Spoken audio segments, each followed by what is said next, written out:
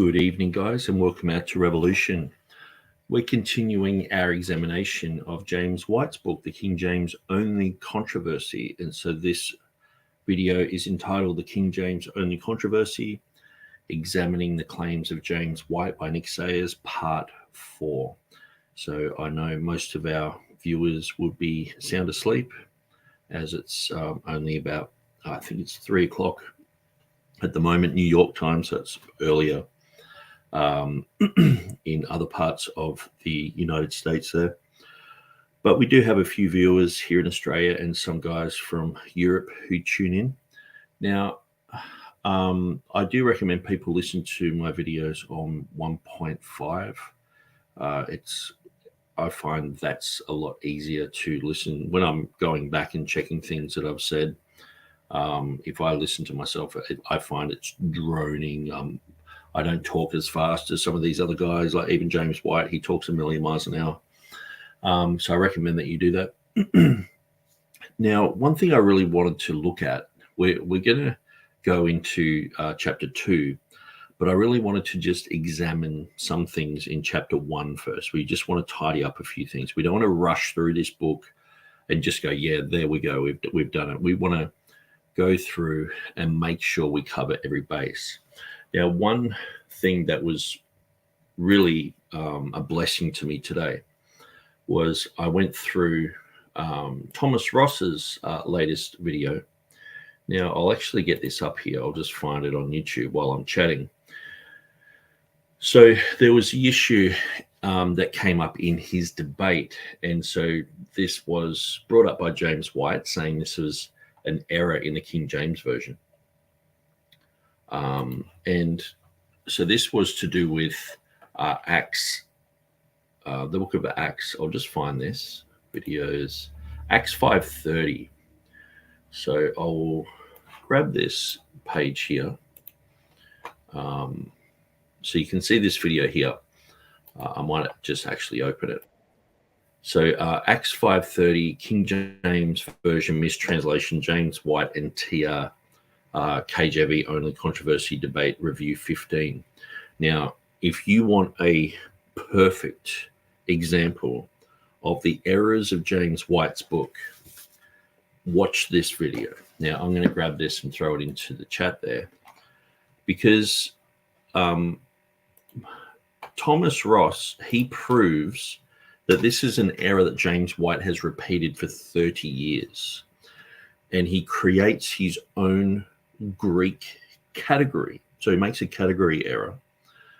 And he says that no other version has this reading, when clearly all the Reformation versions have the same reading. And he just does a very scholarly job of basically showing that James White knows nothing about this verse whatsoever. But he said that he brought it up in their recent debate. I think the debate was last year. And he's brought this issue up thinking that it's still relevant, that what he's written in the book is still relevant. So for 30 years, he hasn't grown on this issue. He hasn't double-checked things. He's just parroting what's in this book. And unfortunately for James White, I would be completely embarrassed. Now, there's a few things, when sometimes you're making long videos and you're saying a lot of things, sometimes over the periods of time, you get embarrassed by some things. You're like, oh, actually, I was saying that, but it's not really accurate. I should be saying this. And so you're always trying to, make what you're saying more accurate, and you're trying to learn and you're trying to be teachable. But this video shows that James White has no interest. He is just not teachable. And I think that Thomas Ross, like this video in about Acts 5:30, would be probably the premier study on this verse. So if anyone has struggled with the verse, and basically it's just saying, I think it's the one where Jesus died and hung on the tree, where it's, like the King James here says, the God of our fathers raised up Jesus, whom ye slew and hung on a tree. And so the LSB says, the God of our fathers raised up Jesus, whom you put to death by hanging him on a tree. So James White was saying they're claiming that, Jesus died and then they put him on a tree, sort of thing, like it's a chronological sequence. But he just pointed out the fact that it says God raised him up. So are they saying the resurrection happened first? And that's even in the LSB. And he goes through and looks at the Old Testament where it talks about, cursed is anyone who hangs on a tree. And he talks about these issues.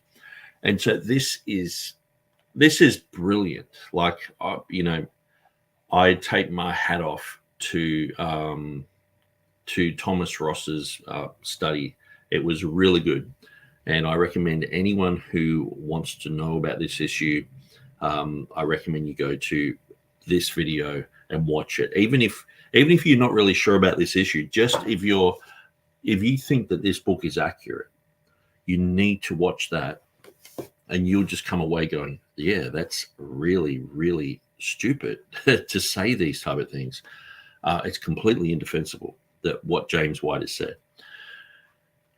And probably about 20 minutes in, I was already cringing and actually feeling sorry for James White because, when I read Revelation 16:5, I realized that he didn't know anything about it. And after a while, it's like, oh, the poor guy, so you feel sorry for, people who you're just bringing over the coals and, saying this guy doesn't know anything about this.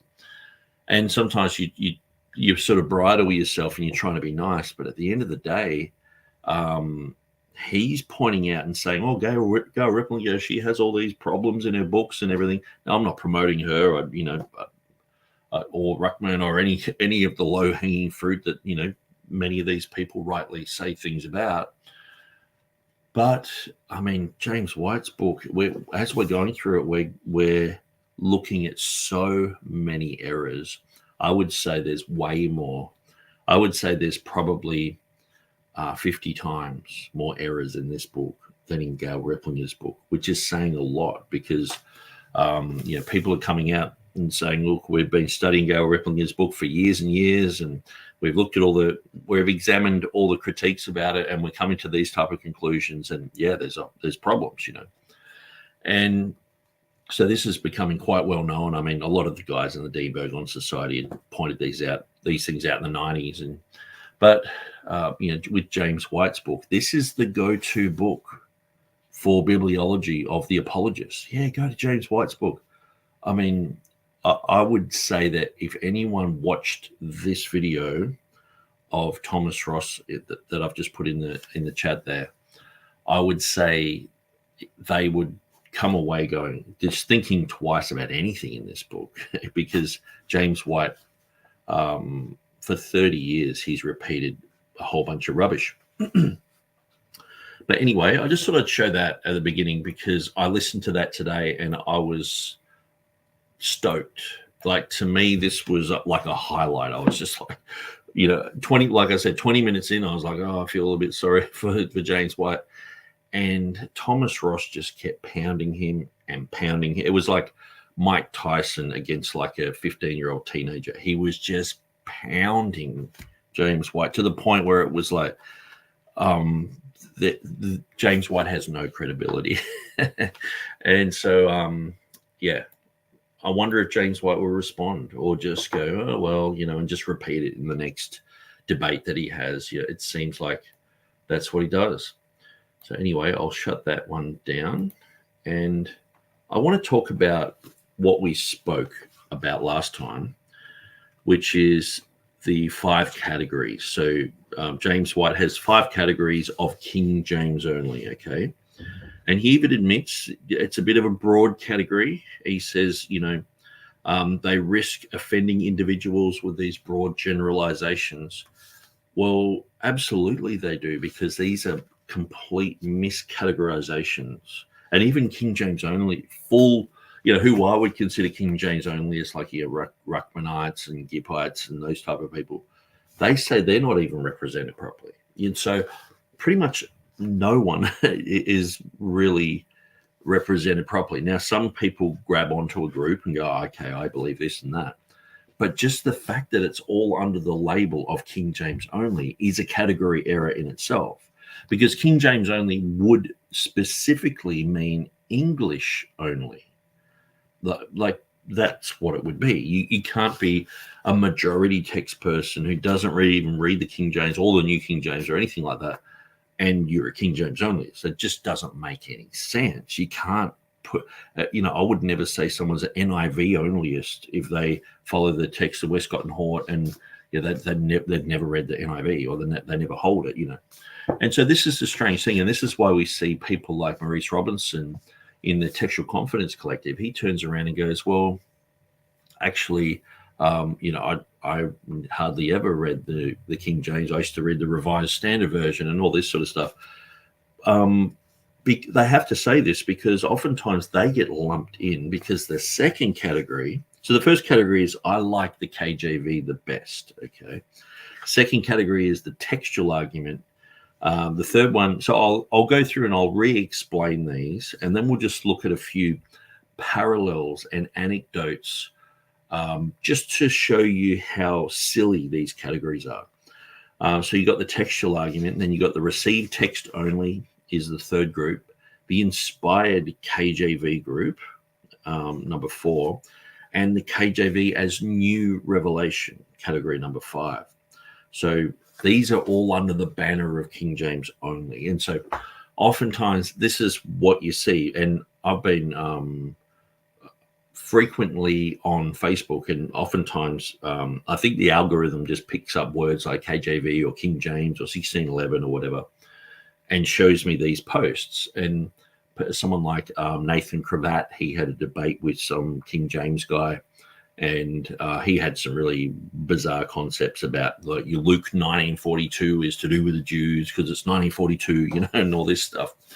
And it was weird, it was bizarre, and I'd never heard that anywhere, But what I find is him and pretty much all of his followers just label everyone as that type of a KJV guy. So if you're like a TR person, if you just like the King James or whatever, you're just labeled, oh, you're the kookiest, weirdest person in the world. You're like this guy. And it's like, well, hang on, that's a category error. Please, Mr. Apologist, who says he's a Christian, born again and all that, don't lie. just stop lying. This is one of the amazing things that I can't understand. I came into Christianity as an atheist. I came into Christianity lying through my teeth and not thinking about God at all. And then I'm like reading the Bible going, oh man, I've been wrong. I've got to stop lying. I've got to tell the truth. I've got to do things right.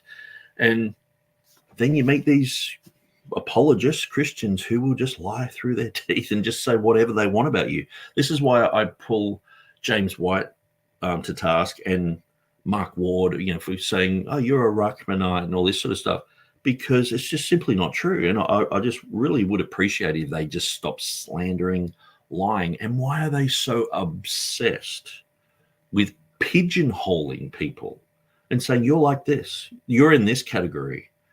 And you're like, oh, okay, well, what does that involve? Well, you're friends with Gail Rippling. I was like, oh, no, I'm not. I've looked at her stuff and sort of rejected some of it, and some of it's just, the math adds up, but a lot of it doesn't. And I don't have to wear that T-shirt. Oh, no, you do have to wear that T-shirt. And so this is the thing. The whole entire category system of James White is designed so that they can slander you. So what they have is the King James only scarecrow term that is an umbrella term for these 5 things, okay? So the first one is, like I said, grandma sitting on a couch reading the King James, Uncle Bob, he's always had the King James there, he's reading it. The church down the road, well, they've always used that, everyone uses it, and that they're all in a cult, they're all akin to Peter Ruckman and Gail Rippling, because they're all under the KJV only label. If I jumped online and said, hey, I'm KJV only, people don't go, oh, that's your preference. You can read that. No, they usually go, why are you following Peter Ruckman? Why are you following Rippling? They usually go to that extreme. So what they've done under this umbrella label, if you just use the King James, you're an onlyist. You're a King James onlyist, So And so there's a lot of error here. So that's the first category, is just the average person who reads it is a King James only. So they're automatically putting you in there. Just like I said about the Westboro Baptist Church, the God hates fags, group who hold up the signs and picket funerals, they're psychopaths. But they are actually Calvinists. And so if I was to come against Calvinism, can you imagine I say, there's 5 types of Calvinists, you got the Westboro Baptist types, and then you got your James White types, and then you got your John MacArthur type, and they're all Calvinists. And then I'm like, you're a Calvinist. And people just straight away think of Westboro Baptist Church. That's a misrepresentation, isn't it? You don't have to be Einstein to figure this out. This is pure slander. So most of the apologists are learning this type of rubbish, and that's why everyone's getting slandered. That's why someone like Jeff Riddle, he can do a whole bunch of scholarship and look at the early church writers and write about Calvin and do all the stuff that he's doing, and just gets like James White will just say, he's exactly the same as Stephen Anderson and Ruckman and Gene Kim, and it's like, hang on. No, he's not. And no, I'm not. And no, half of these other guys I know, yes, some of them might favor something, that Ripplinger said, like Will Kinney. He said, I read her book and that really convinced me of the position. But he's actually like, well, I don't agree with everything she said.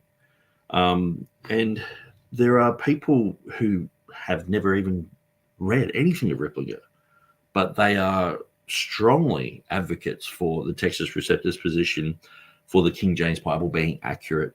And so this is a slander term. And so I'm going to sort of explain this, because I really feel that this is at the heart of this book. It goes straight into it in chapter 1. Now, so the first category error, it's let me just sort of describe this. Now, I actually typed into ChatGPT. I asked it, I said, in the James White King James Version only book, he has 5 categories of KJV only people. Can you tell me what's wrong with these categories? And it spat out a whole bunch of stuff, and it's quite good. So it says, I like KJV the best. It says this description, this category includes individuals who prefer the King James Version, but do not argue that it's the only valid translation. So there's it offers a critique. It says, this category seems relatively unproblematic, as it recognizes a personal preference without making exclusivist claims. However, the simplicity of this category might overlook the nuanced reasons behind a person's preference, and could range from just appreciating the King James to doctrinal influences. So people are going to have all sorts of reasons why they choose the King James. But the main problem is umbrella term, they're King James only. So even if you've never heard of Ruckman, Ripplinger, or whatever, you are in a cult called King James onlyism. And so then what happens is, once you are caught in this dragnet of the pigeonholes, you're pigeonholed into this situation. Once you're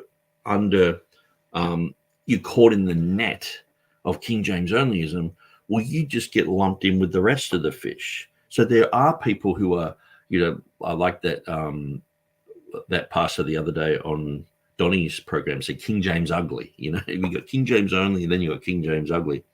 There are King James ugly people, but you get lumped in with them as well, because you have a King James there and you favor it, and so you're part of their crew. So all the error, every single error that one of these people say, you're sort of responsible for, and you have to wear the King James badge, and like Ruckman and Ripplinger and Gipp, and you have to follow these people apparently.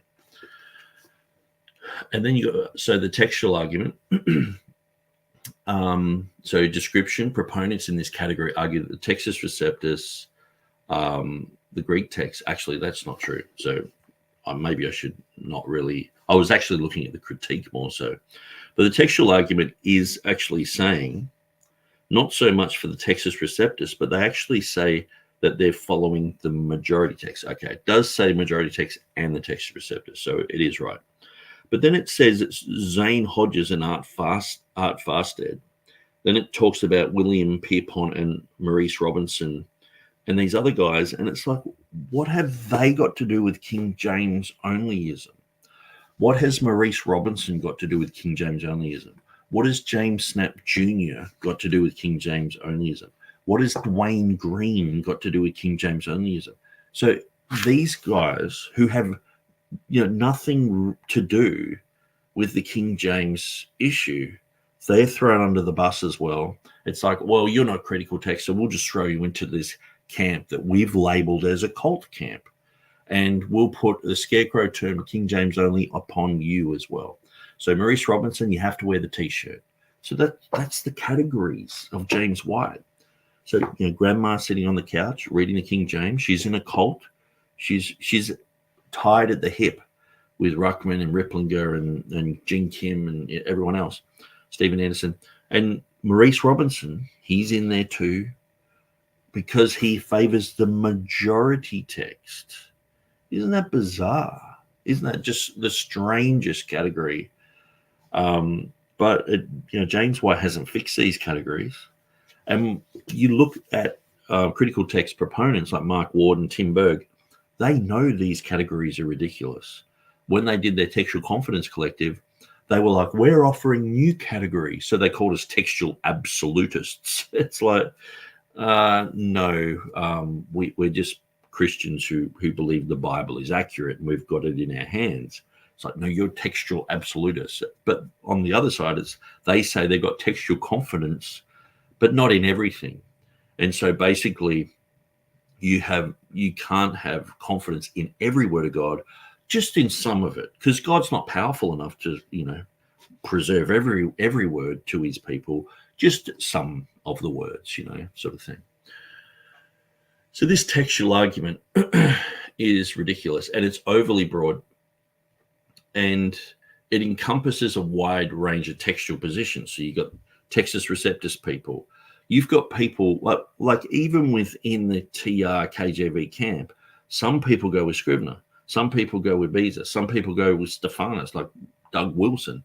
Some people go with the underlying text of the King James Version. So there's quite a bit of nuance even within that.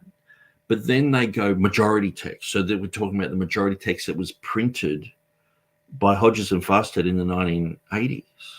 Isn't that weird? It's so strange. So people like James Snap, he mightn't even use the King James, but he is considered a King James onlyist. So you can see these first two categories are ridiculous. These first two categories are just designed to dragnet everyone into the same pile and label them all, give them all a spanking for not being critical text people. That's what this whole thing is about. So Lucas, the Protestant View Live, says, I always considered a KJV onlyist as someone who thinks the KJV is perfect without error. And so, yeah, I guess the thing is, you've got 5 different definitions of what a KJV onlyist is. So if I said, hey, I read the KJV, then people just attack on you and say, oh, so you're a Ruckman. Oh, so you're a Ripplinger, right? And so this is why there's so much confusion around this, because there's deliberate confusion, and it's coming from people like James White. And these things should really be corrected. I mean, I don't know how someone like Maurice Robinson or Hodges and Farstead, how they have just put up with this for years. Because TR people are like, hey, we're like Jeff Riddle and others are like, hey, I'm not a King James onlyist, sort of thing. They're shaking off that label. But these other guys are pretty much silent, and they're just like, whatever. They just haven't really bothered with it. But so then you've got the received text only. Okay. So the received text only, you believe that the text has been supernaturally preserved over time or even inspired, and hence maintained in an inerrant condition, that God's providential hand has been upon the Textus Receptus. And so a lot of people believe that. But see, the thing is, I know people who are received text only. They follow the Greek and the Hebrew of the King James, or even just the Textus Receptus or Scrivener or whatever. But they actually don't follow the King James. So some people, they follow like just the Stephanus 1550 or whatever, or some TR edition and the Masoretic text, and they think the King James is filled with error, but they would classify themselves as Textus Receptus only. So there's a guy who constantly sort of follows me around and just talks about this sort of stuff, and he points out to me all the time, these errors in the King James, like, oh, you shouldn't have baptize, it should be immerse. You shouldn't have church because it's a cultic word. You should have congregation or assembly, and these type of things. But he's actually, English for him is actually a second language. So most of the time I'm just sort of like, oh, here we go again, someone who doesn't really know the English language and they're trying to show English. Like if I think he's from Norway or something like that, or Sweden, and so if I actually went to his Bible and started saying, oh, this word sounds like this, or it's a cult, and he'd just laugh at me. But so that's what he's doing. But he's a received text only guy. There are lots of people who are received text only who don't like the King James. And so some people, they're like, oh, I'll read the Geneva, but I don't like the King James. This type of thing. But they're classified as King James only. So not only are TR people, see, there are lots of TR people who go, oh, yeah, the King James, it's got errors in it. You know what I mean? And so, you look at Jay Green. Jay Green's done the big interlinear. He, with that interlinear, he's done his own translation of it. And he's pointed out there's errors in the King James and all this sort of stuff. So would you say he's a King James onlyist? Or is it just another ridiculous grouping? So out of these three groupings, none of them fit 100%. There's so many exceptions to the rule. It's like, James White saying I before E except after C. And it's like, well, actually, there's so many exceptions to the rule. It's like, why have a rule? Why have you got these categories when there's so many holes in them? So, some people, they have a preference for other translations other than the King James, but they are Textus Receptus only. And so this is an over simplistic way of looking at it. So then we have the fourth group, the inspired KJV group. And James White says the group's key affirmation, which gives form and substance to the entire King James Version only controversy, is found in the following quotation. The King James Bible alone equals the Word of God alone. And so they see any attack on the King James as an attack on the Word of God. So these are people who believe the King James is inspired. But notice he's using this term inspired, okay? The King James is inspired. Where most people who I talk to who are King James defenders, King James advocates, they say, no, inspiration only happened once when the originals were penned. And that inspiration is carried through time to us today. And so in the original languages, the Hebrew and the Greek, that inspiration is there. And when you faithfully translate the Hebrew and the Greek over into any language, you get those same inspired words in that language. I mean, it's a bit of a no-brainer. But this group is labeled under the inspired KJV group, okay? And so, and he's using words like inerrant with inspired as well. Now, what you've got to understand is that a lot of these terms have been corrupted. Now, there's certain words that have been introduced into the argument We believe in inspiration, but the issue of inerrancy, of having no mistakes, I believe that the King James just has no mistakes because of the superior way the translators worked on it. I believe that they were working on an edition of Homer, and they were translating that. If they used that same type of methodology in their translation of Homer into English, it would be without error, because they're capable scholars, and they also had a cross-referencing system that was superior. And the way that they translate it was very well organized, and it was to the point where you end up with a perfect product. And so it's not re-inspired, okay? It's not the fact that, it's just a miracle. Now, the problem is a lot of people don't know how to define preservation. Now, preservation is God's act. God promised he would preserve his word. He said, heaven and earth will pass away, but my words won't pass away. So he's promised his words won't pass away. But unfortunately, a lot of people in the academy, they are deist when it comes to the text. They believe that God just sort of went, okay, here's your Bible, and just sort of threw it at the church and said, you guys deal with it.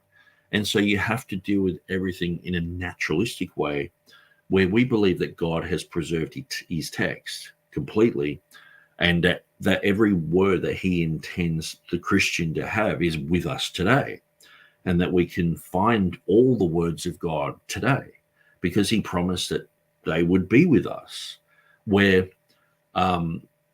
these guys in the critical text community oftentimes are doubting that, because most of the time these guys don't have a doctrine of preservation, and if they do, it's quite twisted. And so we saw this in the Textual Confidence Collective, where I think it was 3 out of the 4 of them in their first session of videos admitted that they dropped the doctrine of preservation. But then they read like some pamphlet and they've agreed with that. And so, because what they actually were teaching was that God preserved the doctrines and God preserved the manuscripts, where we believe God preserved the words, because that's what he said he would preserve. Where they're like, oh no, it's the doctrines and, it's the manuscripts, and so that's why they're so concerned about all the extant manuscripts that we have today. Those manuscripts are way more important than anything, because that's where we're going to find the pot of gold at the end of the rainbow. We're going to piece all that puzzle together and we're going to get the word of God one of these days, sort of thing. But they don't believe they have it today. They believe that their Greek editions are filled with errors. The Hebrew is filled with errors. We have to correct the Hebrew with the Septuagint, with the Targums, with a whole bunch of other things. And, the thing is, too, most of these people are scholarly pygmies when it comes to people like, Erasmus, Stephanus, Beza, and the King James translators, and many, many others in the Reformation era. And so I think even if we had a ton more, evidence and all the rest of it, you've got to have this scholarly ability to be able to produce something that's superior, where I don't think the scholars of this generation really have that. When you look at James White and how many mistakes are in this book, and he's considered like the guru, probably the main guy coming against the King James and King James onlyism. When you read through his book, there's so many errors. And like I said, just go through, this video of Thomas Ross and watch through that. It goes for an hour and 20 minutes. And you'll just see so many errors that you'll just be like, yeah, obviously James White should be embarrassed about that. But he is 30 years later, after he wrote this book, he's still parroting the same rubbish. And so so Chris Lucas says, like Will Kenny, I would think of him as a KJV onlyist. Okay. And he adopts that term. He says, yeah, I'm a King James onlyists. Yeah. And so what they've done is they've got these poor labels. So if you don't fit into any one of these, if you've got a nuanced position, they'll just throw you in somewhere. Oh, you're a cultic guy, or and I've had people just adamantly say you're a King James onlyist, Nick. You just have to admit it. You're a King James onlyist, and it's like you have to admit that there's a mistake in the King James. It's sort of like the litmus test. Where's there a mistake? And I'm like, well, I haven't found one yet. If you can show me where there's one, I'll let you know. But the thing is, it's like if the King James translators translated all of Shakespeare into Spanish, okay, and I was a Spanish guy, and I read through it, and I couldn't find any translational errors. I can't find any errors. You know what I mean? It's like that they're sort of like, if you can't admit to yourself, it's like, well, where? And most of the time I study through this material. People challenge me all the time. I go through stuff. I look. I usually take time out to look at this stuff, and a lot of the attacks are quite lame and easily answered, or have been answered so many times before. You just have to do a Google search and you find 10 websites with some really sufficient answers. So number 4, the inspired KJV group. So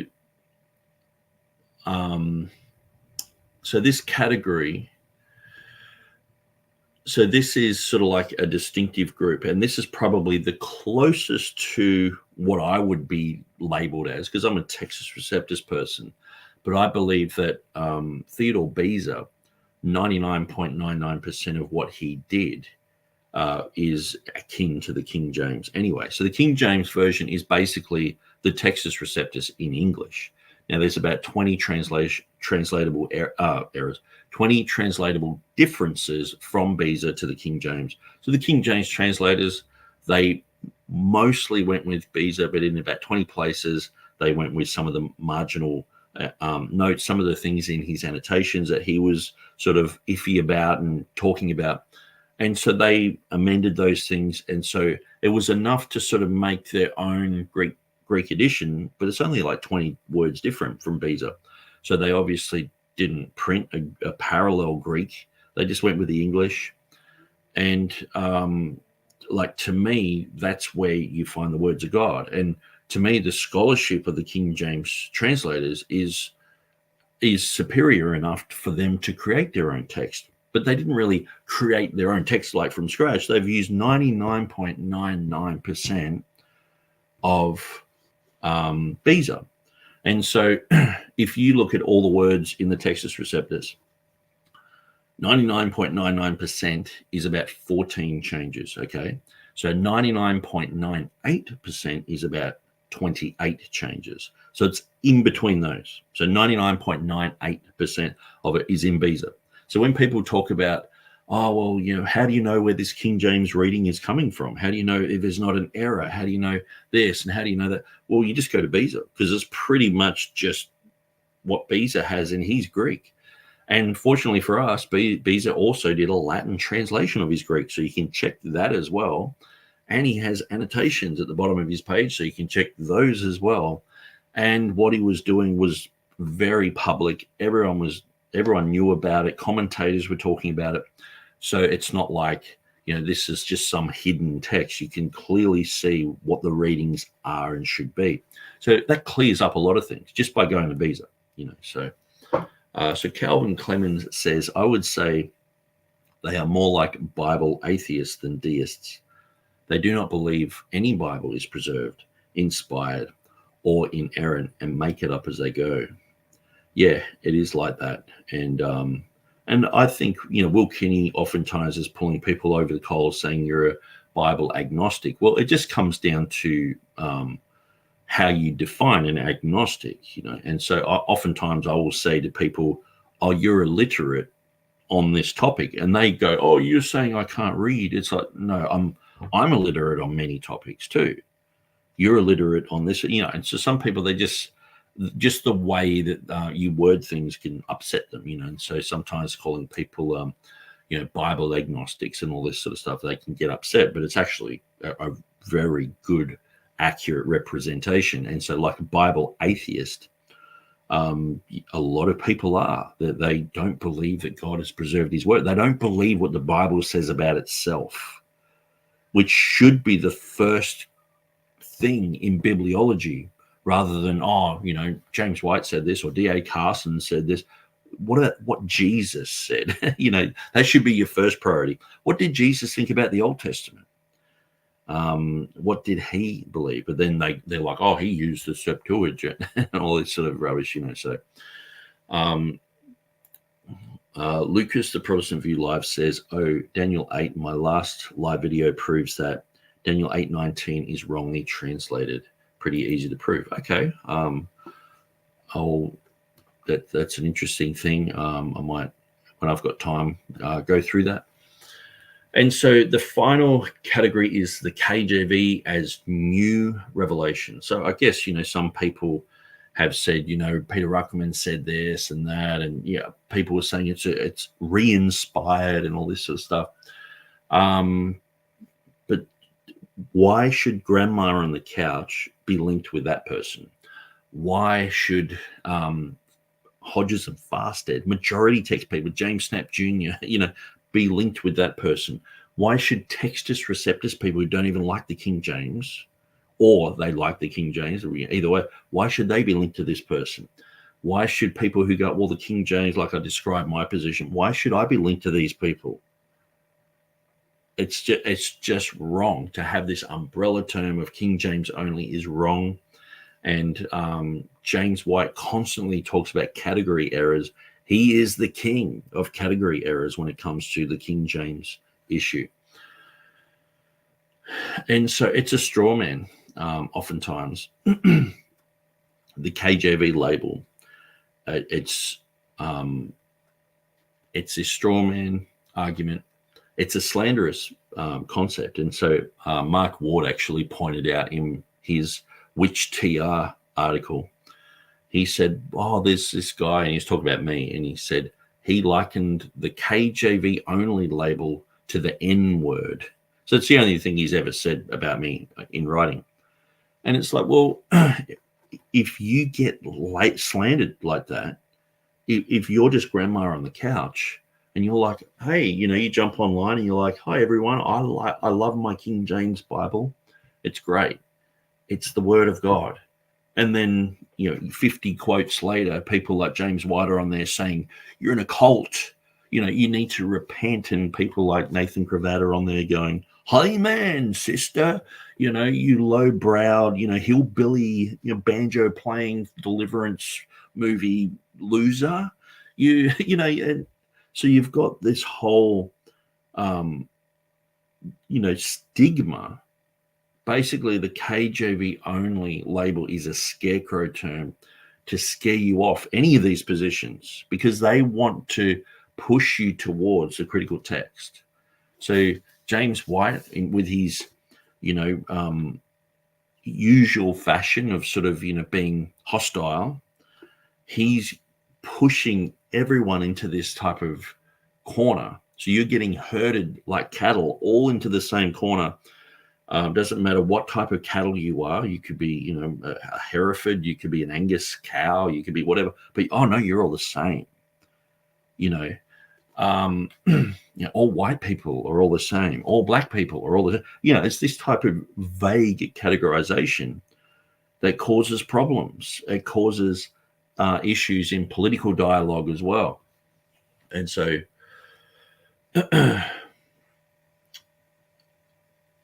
And so there's an oversimplification of these categories.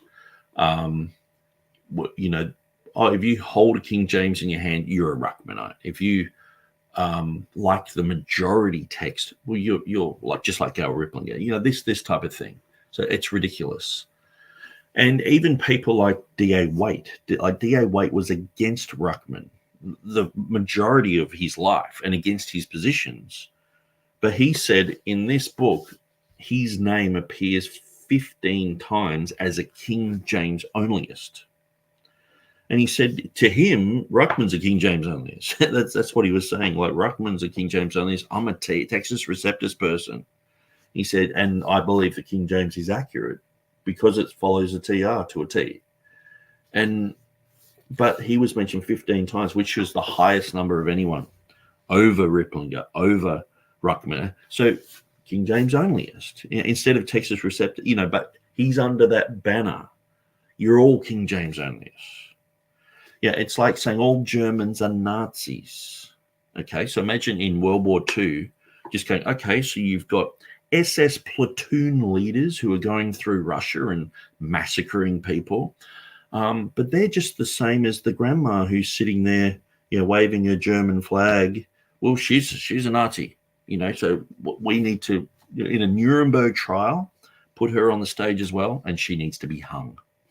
Now, I remember a good friend of mine, he said he was talking to his mum who grew up in Nazi Germany, and he said when the Germans went past, they went out and waved to the soldiers, and they kissed their hands and gave them flowers and all that. And he said and she said when the Russians came past, they did the same, exactly the same. Some people they're just in a place, and it's like they're just there. And so people who use the King James, they shouldn't be put into the camp of you're in a cult and all the rest of it. People who are Textus Receptus people shouldn't be put into that label. Even people who believe that the King James is without error, people who believe that Textus Receptus is accurate and the underlying text of the King James is akin to the originals, they shouldn't be thrown. Like, we shouldn't have to wear the guilt of what anyone says, because all you have to do then is just get some weirdo to turn up and just say a bunch of things, and it's like, oh, they've ruined all of our positions. So say if it's young Earth creationism, okay, so we're all young Earth creationists, but no, you've got grandma on the couch who just believes that God created everything, but then you've got other people, and like, even if you were to go through these categories with young Earth creationism, how would you fit it? Because they're so strange. It's almost like saying, oh, theistic evolution. Well, that's creationism as well. And then, evolution is sort of like creationism as well. We'll just throw everyone in there. Aliens, you believe in aliens, you're like that as well. You're a young Earth creationist. These are category errors. And so I can't even describe how they would be, because they're the categories of James White are so bad. Like, I'm trying to think of parallels, but there's really not. For him to put in majority text people, Textus Receptus people, the grandma on the couch, and throw them in with, Peter Ruckman, it's completely wrong. And I'm sure Peter Ruckman doesn't want that category either. He didn't want it. These people don't want to be known as Textus Receptus people. And so Textus Receptus people don't want to be known as King James only. There's huge nuance. And so it's a misrepresentation. These categories are wrong.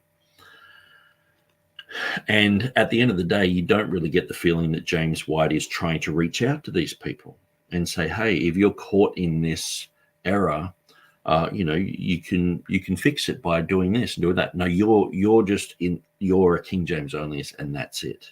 You're in a cult. You just need to get out of it by going to modern versions and by going to the NIV, ESV, or whatever. Then you're cured. So as long as you go to the critical text, you're fine. You're out of a cult. But if you don't go to critical text, even if you just hang around the majority text, King James only label applies to you.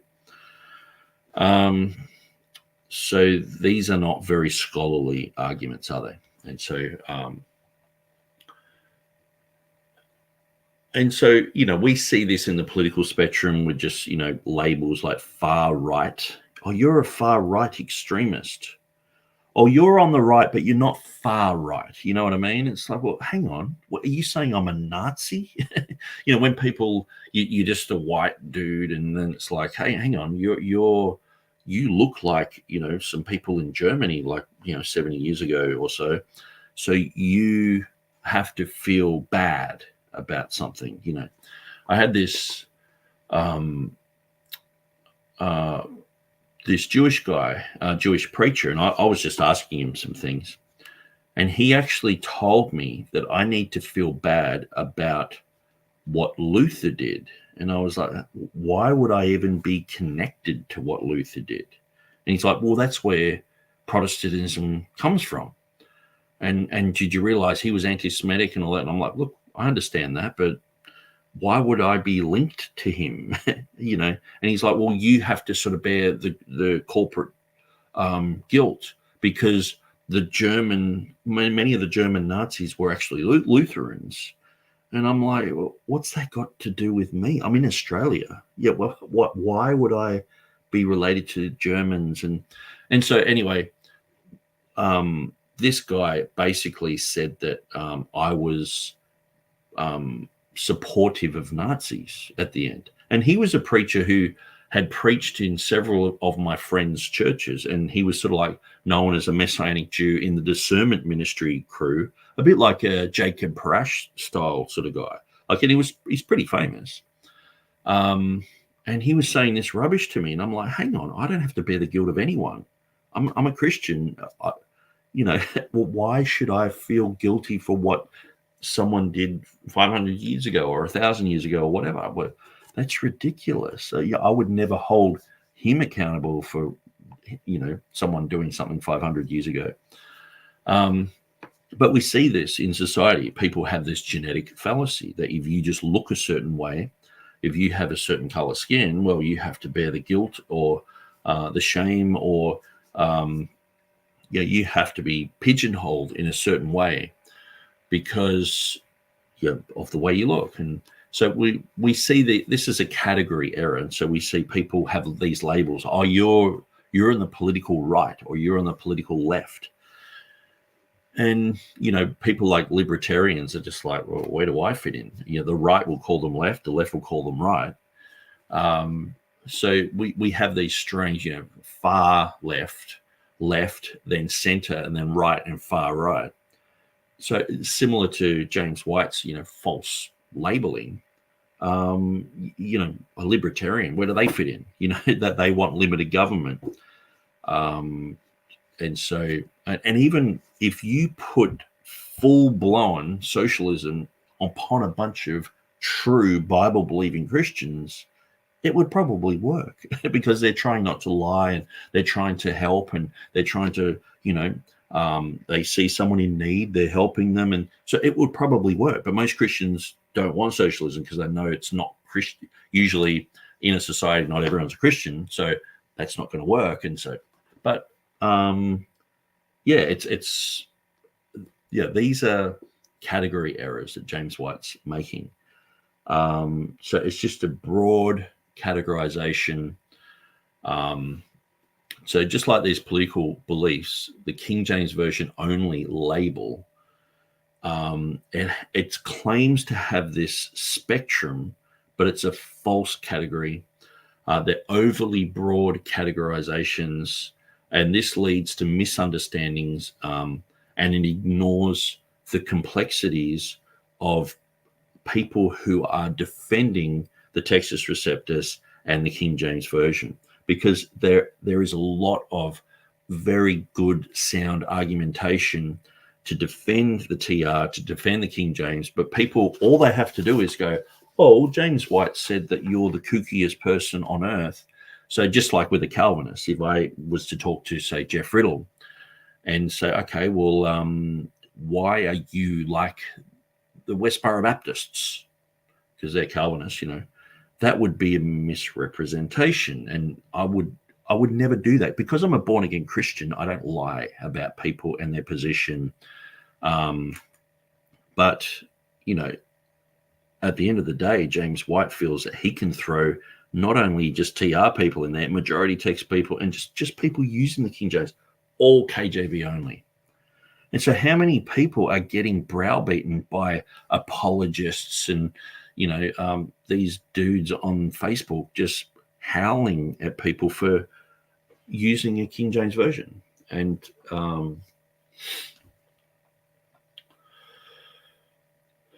so I'm just trying to think of some more parallels. I mean, it's hard to find a parallel because these categories are so broad. So anyway, I thought I'd bring it back up because I actually wrote down the other day that imagine if you had the word Nazi there, if you were considered a Nazi, like I said, you're SS platoon leader. Oh, well, you're a mother from Germany. Oh, you're the same. You're all Nazis, And we see that this has happened throughout history. Like a lot of Japanese people were jailed during World War II. A lot of Germans that they were forced to change their names, during World War II and this type of thing. And it's just because of somewhere where you're from. You're not a Nazi. You might hate Hitler. You might be against him, but it's like you're actually part of that group too. So these broad generalizations, usually it's in retrospect we look back and go, hang on, that's a horrible thing to put a label on that person. And so I've read a whole ton of books about the King James position. I've read pretty much all the Will Kinney side, the KJV Today side. I've made my own website about it, but you can't just say that I'm a Ruckmanite or a Ripplingerite or whatever, because they wouldn't agree with me in my position. So, and I don't agree with them in their position. So you can't put us together. You can't just say, well, all young earth creationists are Hovindites. You're all just following Ken Hovind, and that's it. It's like, no, you've got your own distinct position that you believe is based upon the Bible and based upon the evidence.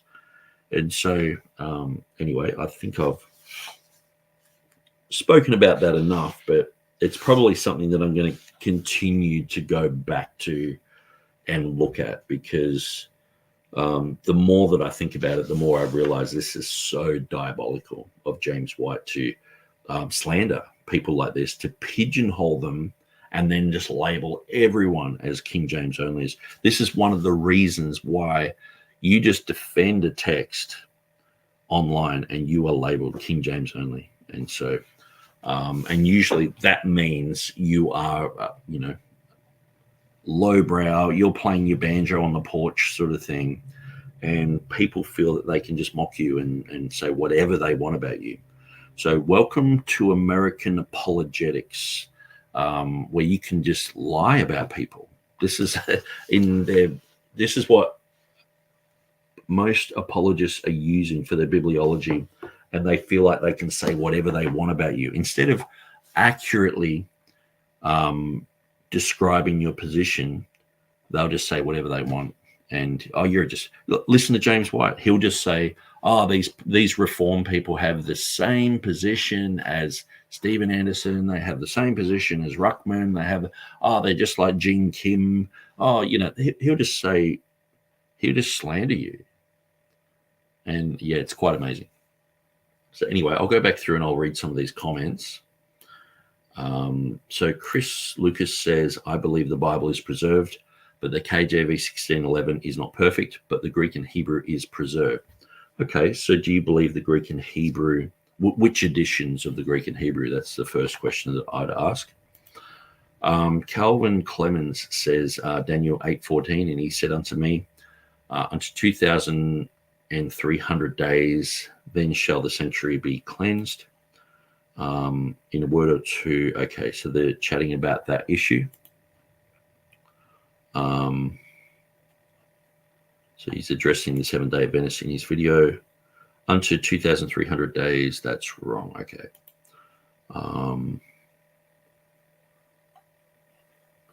Okay, so then Halo House Record says, the critical text promoters only evidence the counter-reformation continues.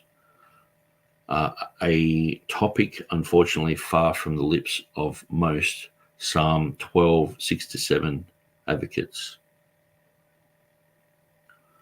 The critical text promoters only. Evidence the Counter-Reformation continues. Yeah, and so that's what I feel too, that this is part of the Counter-Reformation. And some people unwittingly are defending a text that is being completely corrupted. So Vaticanus and Sinaiticus has been squished together to formulate the Westcott and Hort text. Unitarians working on the text like George Van Smith with Westcott and Hort, and then we see that's gone through the mill, and it's gotten to people like Bruce Metzger, Kurt Aland, Carlo Martini, Jesuit guy, and many others who are apostates, who are cultists, and they've worked on the text, and then we have it in our hands today, and they're still just not sure about it, and they just put out the ECM of Revelation that has like 90 changes or something like that, and it's like, so these guys just don't really know where the words of God are. They're constantly chopping and changing the text, and will they ever get to the point where they've figured it out? Where we believe that what happened in the Reformation period was there was a necessary transition from the printed text, from the manuscript text to the printed text. So just like there was a transition from majuscules to minuscules, that transition basically was all Byzantine. What we see is the manuscripts became printed text, and it just took a little while for that, because sometimes people feel that like as soon as the age of printing happened, it's like, the alarm bell went off and now it's just printing, but that these took quite a while side by side together. And so we see Textus Receptus editions, Erasmus is working on things, and Stephanus and Beza, and then they've ironed out all these issues. They've gone through a lot of changes and things like that, looking at manuscripts, and then they nailed it. And when people are like, oh, where was the Bible before 1611? It's like, well, in one place, you didn't have it in one book, but you had it probably like in the Textus Receptus editions of Beza. You had it in manuscript form. But you had to sort of get all the words from there. So you could work out the words of God. But, people like Beza were constantly just putting it into one format, because before that, we know in the manuscript tradition, there were variants. Every manuscript has variants in it, if they're large enough, And so where do you go when that's got a variant? Well, you look at all the other manuscripts and you go, oh, that's probably the better reading. And that's all Erasmus did. And these guys were just constantly tidying up from one technology to another. So it makes sense that they found the Bible, not that they had to wait another 250 years after that. And then it's like, oh, Unitarians and people who are deeply compromised like Westcott and Hort hanging around heretics and defending Unitarians. Unitarians don't believe in the Trinity, don't believe in the deity of Christ. Now, George Van Smith, he worked on the text with Westcott and Hort. They were actually the Church of England wanted him off the committee, but Westcott and Hort said, if you kick him off, we're going to quit. All of us are going to quit. They actually had communion with this Unitarian wolf, snake, Jehovah's Witness type person. So he's one of the main architects behind the Westcott and Hort text. But James White's not telling you all that in his book, is he? He's saying Grandma on the Couch is a King James onlyist. People like James Snap Jr., Maurice Robertson, they're King James onlyists. Textus Receptus only people, they're King James. Everyone's just King, just it's like the Oprah. You can be a King James, you win a car, you win a car, you win a car. You all win a car. We all get the label King James only. Thanks, James. Good work, good scholarship, mate. It's pretty lousy when you look at it. Calvin Clemens says Psalm 12:8 speaks volumes to what's happened when saying the wicked walk on every side when the vilest of men are exalted. Yes. Chris Lucas says all you have to do is read Daniel 8:26 to see the King James badly translated verse 14. So I haven't looked into that issue, so excuse me if I just sort of skip over that, because I'm sort of trying to do this study and not that study, but I understand you've done a video of it, and if people want to chat about that, that's fine. Hello House Records says, indeed, the revelation being people such as James, hath God said white, and the like are not making errors, but implementing a design for God's people shall know the truth. And the like are not making errors, but implementing a design for God's people shall know the truth. Yeah. So, you sort of get to the point where you think, well, why has James White categorized all these people in this way and all as King James onlyists? It's a slander term. And, he's saying it's this controversy that's splitting churches and all the rest of it. And he's only just out of the deep concern of his heart, he had to write this book. He could have been going off and preaching to someone, but he had to write this. But at the end of the day, he's putting good people underneath a banner. Like, I would never say that James White is a Westboro Baptist type person, but he's doing that to us, to King James people. I would never say that young earth creationists are all Seventh-day Adventists. You know what I mean? There are Seventh-day Adventists, young earth creationists. Am I related? Is James related to them? No. And so I would never make that category error. But James White constantly, he's made a living off doing this. This is his best-selling book. And so it doesn't give me much hope for much of his other material. Calvin Clemens says, okay, so they're still chatting about that sort of stuff. Jesus Princess Carolyn says, sorry to interrupt. Would you please put that Tom Ross link in the chat again? Yes, I can do that. So I'll just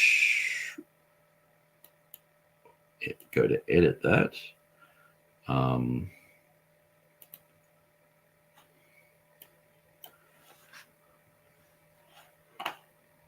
I will have to go back to YouTube, but that's fine. We can do that because, yeah, I recommend everyone check that one out. 1611, where are we? KJB 1611.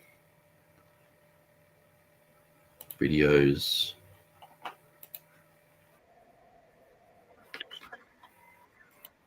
Okay, there we go.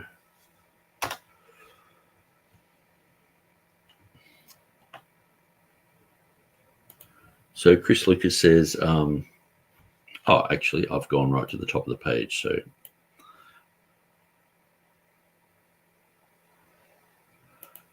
Hello House Records says, KJV only label akin to you're a conspiracy theorist for having a non-agenda approved position. Yeah.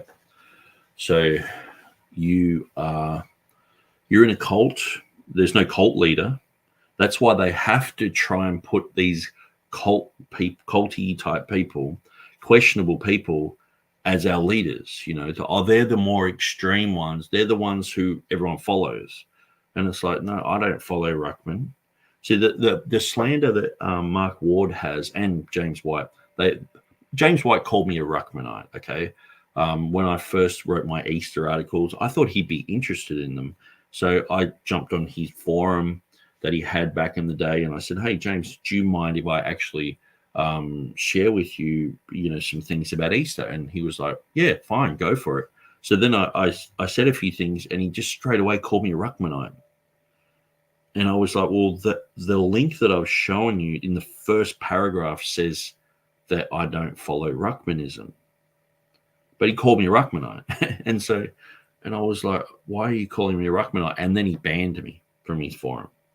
And so that's the type of thing that you expect with these guys. They're just not teachable, they're double-tongued, and they just slander you. They just label you as whatever they want to label you as. So, I may as well just say, hey, James White, you're a Westboro Baptist. But if I did that, people go, oh, Nick, you can't do that. You shouldn't lie, well, why does James White get away with it? And why do so many people defend this guy as one of the great defenders of the faith when he's lying like this about me, about Jeff Riddle, about Robert Truelove, and Taylor DeSoto? Many people are getting slandered by James White. And so, yeah, absolutely. It's this conspiracy theorist label, you're a Texe Marrs, Axel F says, Granny on the couch has faith. I'll take that label with her. Yeah, absolutely. If you didn't ever know anything, if you never knew anything about textual criticism and James White's book and Bart Ehrman and Dan Wallace and all this other stuff, if you didn't even hear about that, but you just had the King James Bible, you are a million times better off. These guys are going around the world turning people into atheists. They are causing people to lose faith. They are promoting a text that is based upon heretics. It is a Unitarian type text. These guys, although they claim to be Trinitarian, and they are Trinitarian, they are defending a text that the Trinitarian doctrine has been weakened. George Van Smith wrote a book about this, saying that doctrines are affected. Now, he worked on the text in 1881. He wrote this book in 1881 saying the doctrines are affected. So they claim doctrines aren't, but the guy who made it said they are. But then you get these Trinitarian evangelical people years later saying, I want to defend that one. It's like, okay, you can defend that mess if you want.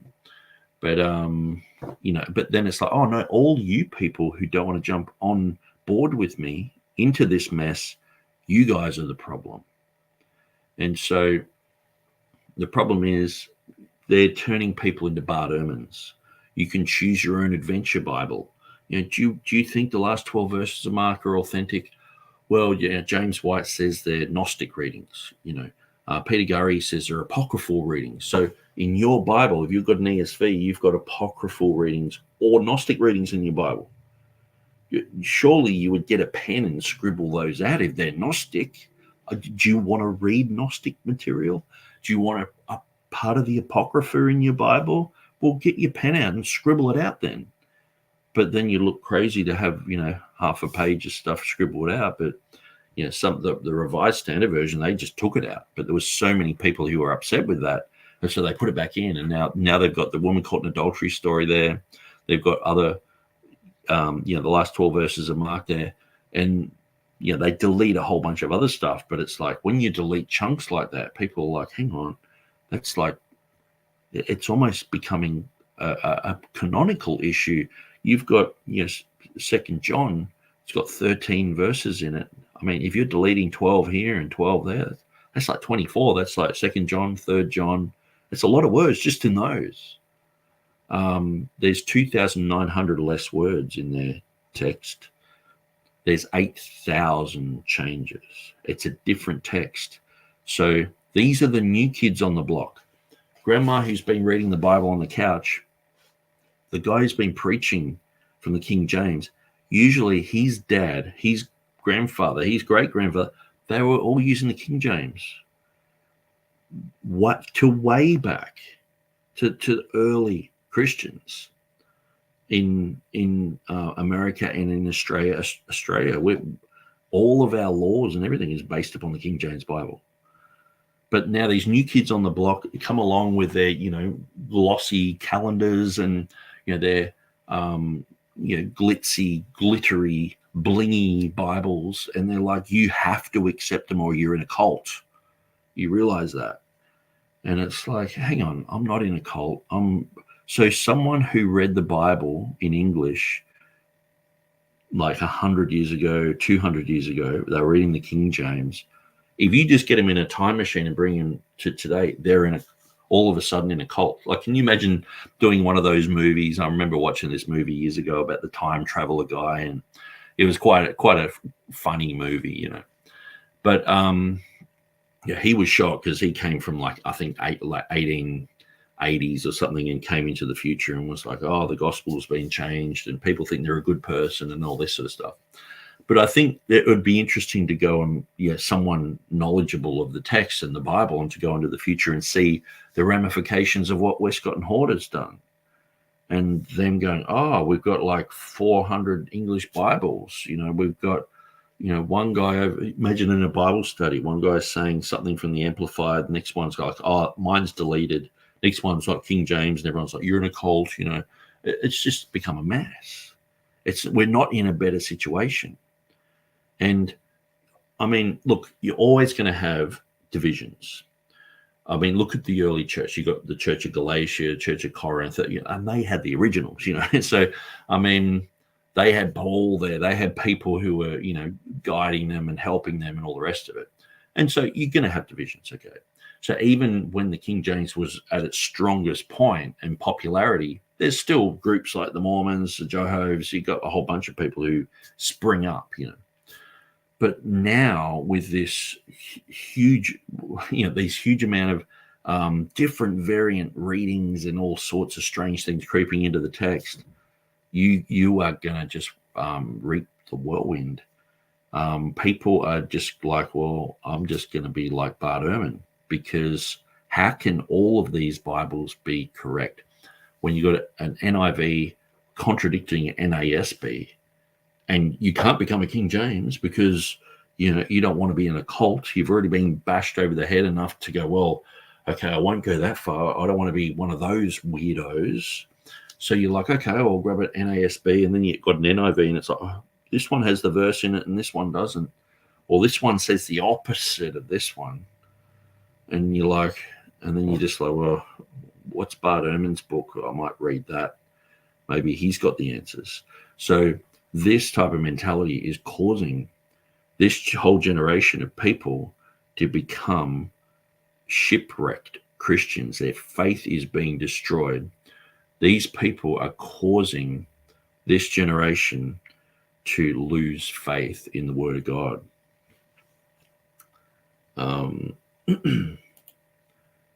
And so Calvin says, Romans 1:17, for therein is the righteousness of God revealed from faith to faith, as it is written, the just shall live by faith. Yes. Yeah, Time Changer, the movie. That's a classic. But imagine, you got a whole bunch of people from 1850, and you had a time machine. You're like, okay, we're going to go into the future. And they're all got their Bibles. They're like, yay. And then they go to like a whole bunch of churches, and they're all King James only cultists, just for going through time. You just give it enough time, they'll be in a cult. It's strange, and it just shows you that the things that have changed, their text has changed.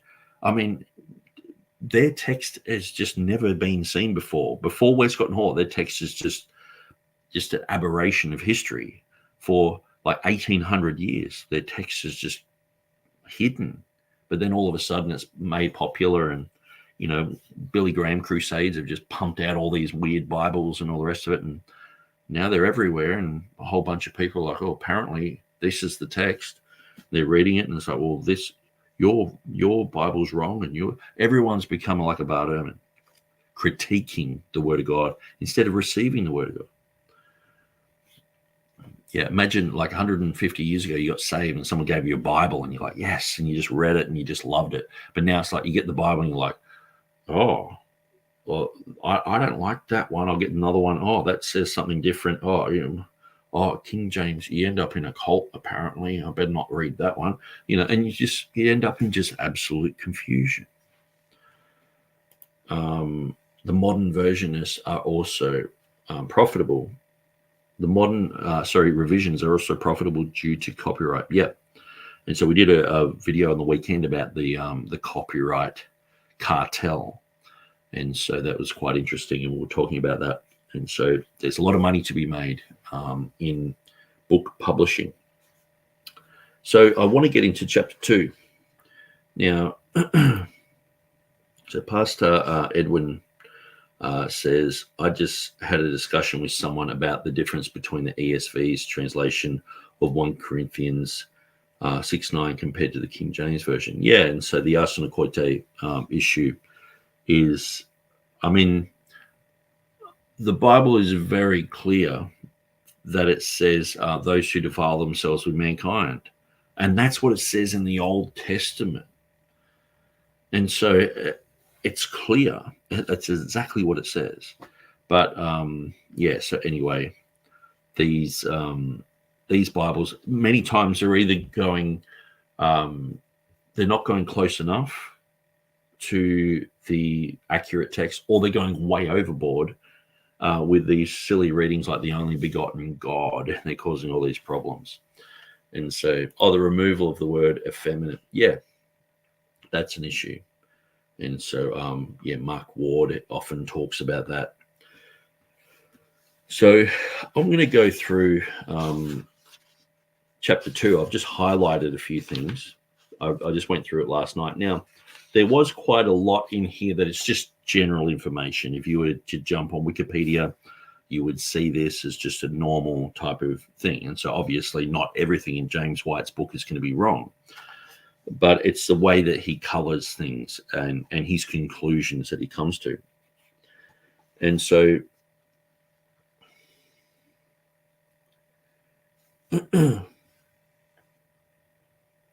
so he's talking about, this chapter is called If It Ain't Broke. So obviously the saying, if it ain't broke, don't fix it. He's talking about, new and improved, how, he makes a quote.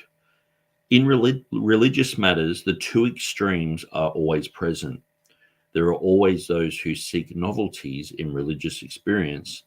At the same time, there are always those who resist any change, all change at all costs. Traditionalists view any suggestion of variety or novelty with suspicion. We don't need to change anything, they say. Everything is just fine. Follow the old ways. Don't be open to new ideas. Well, there is a huge difference between being open to new ideas, like a new worship song or, whatever. Sing unto the Lord a new song. Some people are just still singing the old songs. It's like, well, have a new one. There's nothing wrong with that. But there is something wrong if the new song says, that Jesus lied, for example, or, Jesus, got angry, and anger is a sin and he's in danger of judgment now. Or, these are the type of changes that occur in modern Bibles. And that's why we're so concerned about these, because we have good theology, we have good doctrine, and we realize that these come against the character of God. They deny the deity of Christ. Many times verses like God was manifest in the flesh is changed to he who appeared in a body. It's like, that's not God, God was manifest in the flesh. And they're like, we can prove it from somewhere else. It's like, well, yeah, that's great. You can prove it from somewhere else, but it's like, we want it proven there, And so they're just saying, we're just sticking the muds because we believe we've already got all the words. We have to get with the times, So, but there are things like I'm not a what would you call them? A music judge, in a sense, in the church, where some people are like, well, if you play any 4/4 beat, whatever, it's the devil's beat and all this sort of stuff. To me, all music is neutral. It's like a syringe. You can put penicillin in it, you can save someone's life, or you can put heroin in it and you can ruin your life, But at the end of the day, I believe it's neutral. That music is just a vehicle. You can have, rock music and have Christian lyrics, and you can be edified by that, or you can have, lyrics about, all sorts of disgusting things, and you can be defiled by that. So it just depends on what the words are. Or you can have it neutral and just no words whatsoever, and to me it's just noise, But some people, they believe that music has some sort of druid beat. I think that's ridiculous, and I actually think it comes from the Orthodox Church. The chick track that's sort of like, these people went over as missionaries to Ethiopia and all the rest of it, and the locals said, you're playing the drums. That's the same drums that we use to summon spirits. Well, most people are Orthodox in Ethiopia, and so they forget to tell you that bit, that it's not just people out in the Zulus or anything. Like, Ethiopia has a strong religious tradition, Orthodox type of tradition. And so if you go to a Russian Orthodox church and start breaking out into a song, they'll say that's demonic, and so it's actually a religious type of thing. And so unfortunately it's coming to the Chick tracts, and many people have read that and gone, oh, there's a demonic beat behind this, where I don't believe that at all. And sometimes even a tiny little transistor thing that makes music distorted, oh, that's of the devil. It's like you can play guitar. And the thing is too, because I'm a musician, I understand that, when people are like, oh, listen to classical music, oftentimes a lot of these songs are actually based on classical music. And you just got a drum beat to it. And so there's nowhere in the Bible to talk about that sort of stuff. So I'm of the persuasion that it's completely neutral. Okay.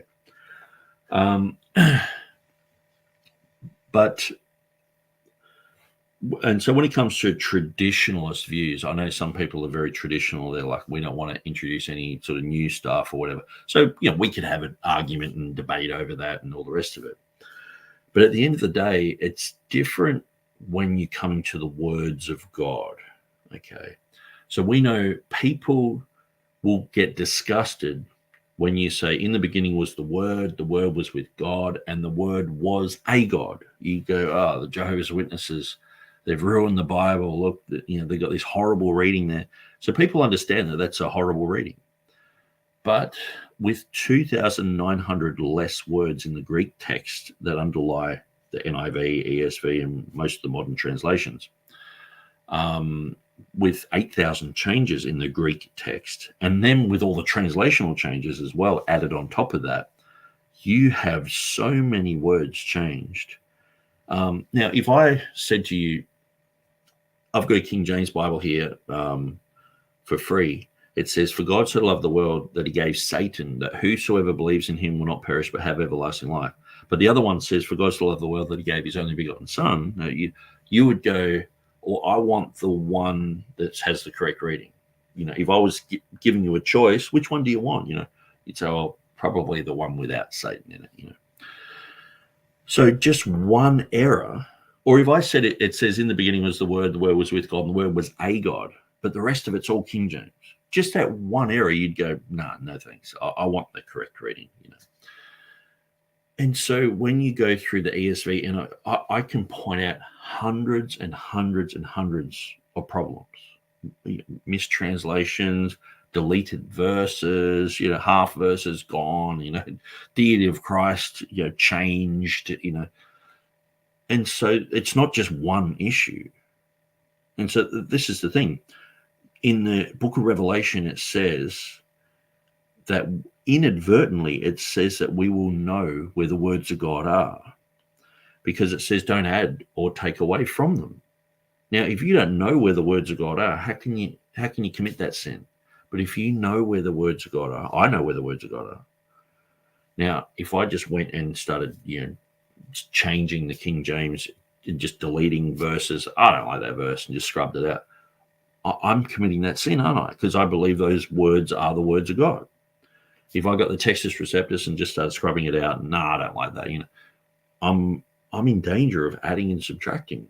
And so if you, like, inadvertently, that's saying we will know where the words of God are, or else how can anyone commit that sin?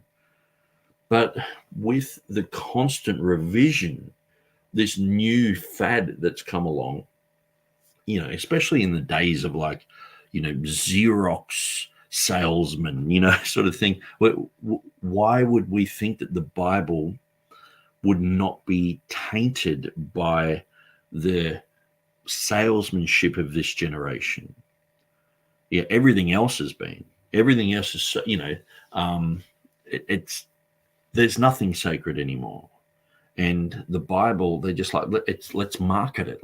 People are sitting around right now going, how can we market this ABC edition, to young kids? Let's put a picture of, I don't know, some goth girl on the front cover, or maybe some fit guy, or just, maybe we can get Tiger Woods on that. They're just salesmen and people who aren't even Christian at all, but they just know it's $1 billion industry, so they're in for the money, and they're doing that right now. And even James White will admit that there's a glut of Bibles, and we are seeing so many problems because of this. But when it comes to tradition, not all traditions are bad. Traditions based upon the Word of God are very good. I believe in the Trinity. I believe in the deity of Christ. I believe, the blood of Jesus cleanses us from all sin. I believe in the pre-trib rapture. Some people might disagree with me, but it's like that's what I believe, and that's. I'm sure there's people in the past who have believed it. So, but I don't just adopt that because I'm a traditionalist. There are some things that traditionally have been handed to me by people who disciple me and, put me into a certain pathway, and I've gone, no, I don't agree with that. Like things like tithing. I used to tithe all the time, and I don't do that anymore. And so I believe it's not for the New Covenant Church. And so, we could debate that, whatever, but it's like, I'm not a traditionalist. If I see something that's not biblical, or I'm convinced by someone or myself or by the Word of God that it's not biblical, then I go, well, I don't want anything to do with that. So if this King James position, the Textus Receptus position, was not biblical and not according to what I believe is God's revelation, I wouldn't be a part of it. I would just say, it's got a mistake in it. Okay, or ESV, whatever you go with, So I'm not just doing this because I'm a traditionalist, because my denomination said I have to do this. Most of the time, I'm actually going against what I've been told in the past. People have been saying to me, don't become one of those King James guys, whatever you do. I'm like, well, why not? But why would you have to warn me about that? Let's look into it. Let's think about these things. Let's not just be emotional and just, accept all these, scarecrow terms, a King James only, and you're a Ruckmanite and all that. It's like, usually if people are trying to scare you away like it's a boogeyman, usually there's a bit of truth in that, So let's look into it. And the more I've looked into it, the more I'm like, this is truth. And people are just scared away by these labels and getting pigeonholed.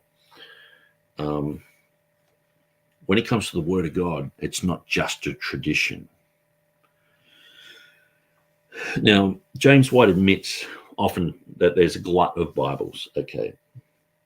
And he says, he has all these questions, do we need a Bible for every group and every subgroup? And does every Christian publishing house need its own translation? And so oftentimes he's saying this in public. And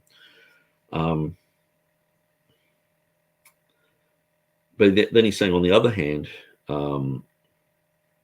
where King James onlyists have this problem with tradition. He's saying terms such as traditional biblical texts abound in KJV only literature. Well, wouldn't we say like the Masoretic text, because we all follow the Masoretic text? Wouldn't we say the Masoretic text is a traditional thing? It's a good tradition to have because it's the Word of God. And so there's nothing wrong with saying that your Bible is the traditional text, just because it so happens to be used by everyone, or like the Trinity. That's just a traditional thing. No, I believe it's biblical truth, and so it's not just a tradition to me. It's a biblical truth, and it's a tradition, in some places. So the King James Textus Receptus preferred position is to me, that's truth, and it's traditional for some people, but he just wants to make out it's just a traditional thing. We're just sticking the muds. We're just like those people who just want to sing the old hymns, we want to sing what Luther sang, sort of thing, and the guitar's evil and all this sort of stuff. And then he says, if it's good enough for the Apostle Paul, it's good enough for me. And so when someone says that, I don't laugh. I just keep my mouth straight like this and just go, I just shake my head and go, okay. I usually say, well, the Apostle Paul did have the King James, but it was in Greek. And so that usually makes their head turn around and start vomiting out green stuff. But I've got underlined here, it says King James only individuals generally are not interested in church history as a subject. Well, thanks for throwing everyone into that category, James. I mean, I've been interested in church history. Many people who read the King James are interested in church history. When I listen to D.A. Wade, over the years, very interested in church history. Now, there might be certain conclusions that he would disagree with you, like over Origin and, other people who are strange characters indeed. But he knows church history, that like people who like to say that this type of blanket term is just a slander. Look at someone like Jeff Riddle. I mean, he's going through Eusebius, doing teachings on this just in his local church. There's so many people who are studying church history. Like James White had his program on his Alpha and Omega Ministries program. It was actually in his local church. So we did like a church history thing. I think he did it like once a month. So I went through and listened to all that, and I was like, okay, well, that's interesting. But it's not like, well, that's the only place I can get church history. There's plenty of other people talking about church history. Now, he does say King James only individuals, but see, then it's like, who is he actually talking about? Grandma on the couch? Maurice Robinson? Are you talking about him? Zane Hodges? Are you talking about Jeff Riddle? Are you talking about, King Textus Receptus guys, Taylor DeSoto? Are you talking about Phil Stringer? Who are you talking about? But then he can use this King James only label as for like someone who's like Ripplinger or something like that. And it's like, well, okay, you're talking about her because we're all just under this umbrella. We're all King James onlys, And so it doesn't matter if you use the King James and you love church history. That's one of your favorite things to look into. You're a King James onlyist, so you just got to wear this label. So generally, King James only people don't follow church history. And so what they've done is a clever ploy, because most people have read the King James up until like the 1970s, and the vast majority of people had just been lay people. So when you come along with some new Bible, it's like, here you go, and you look at it and it's like, hang on, this changes the deity of Christ in that verse. Hang on, they've omitted this verse here. Hang on, the last 12 verses of Mark should be in there.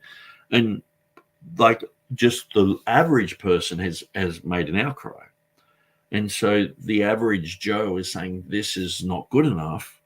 And then people who are academics and they're like, well, you really need to get with the program because your King James has a bunch of errors. So they're like these highbrow type people talking down to people who are just the average person who's received the word of God. And so the vast majority of people, when this first started happening, were just the average Joe. And people who were in the academy, they're the ones who are like, oh, we want this, critical text everywhere sort of thing.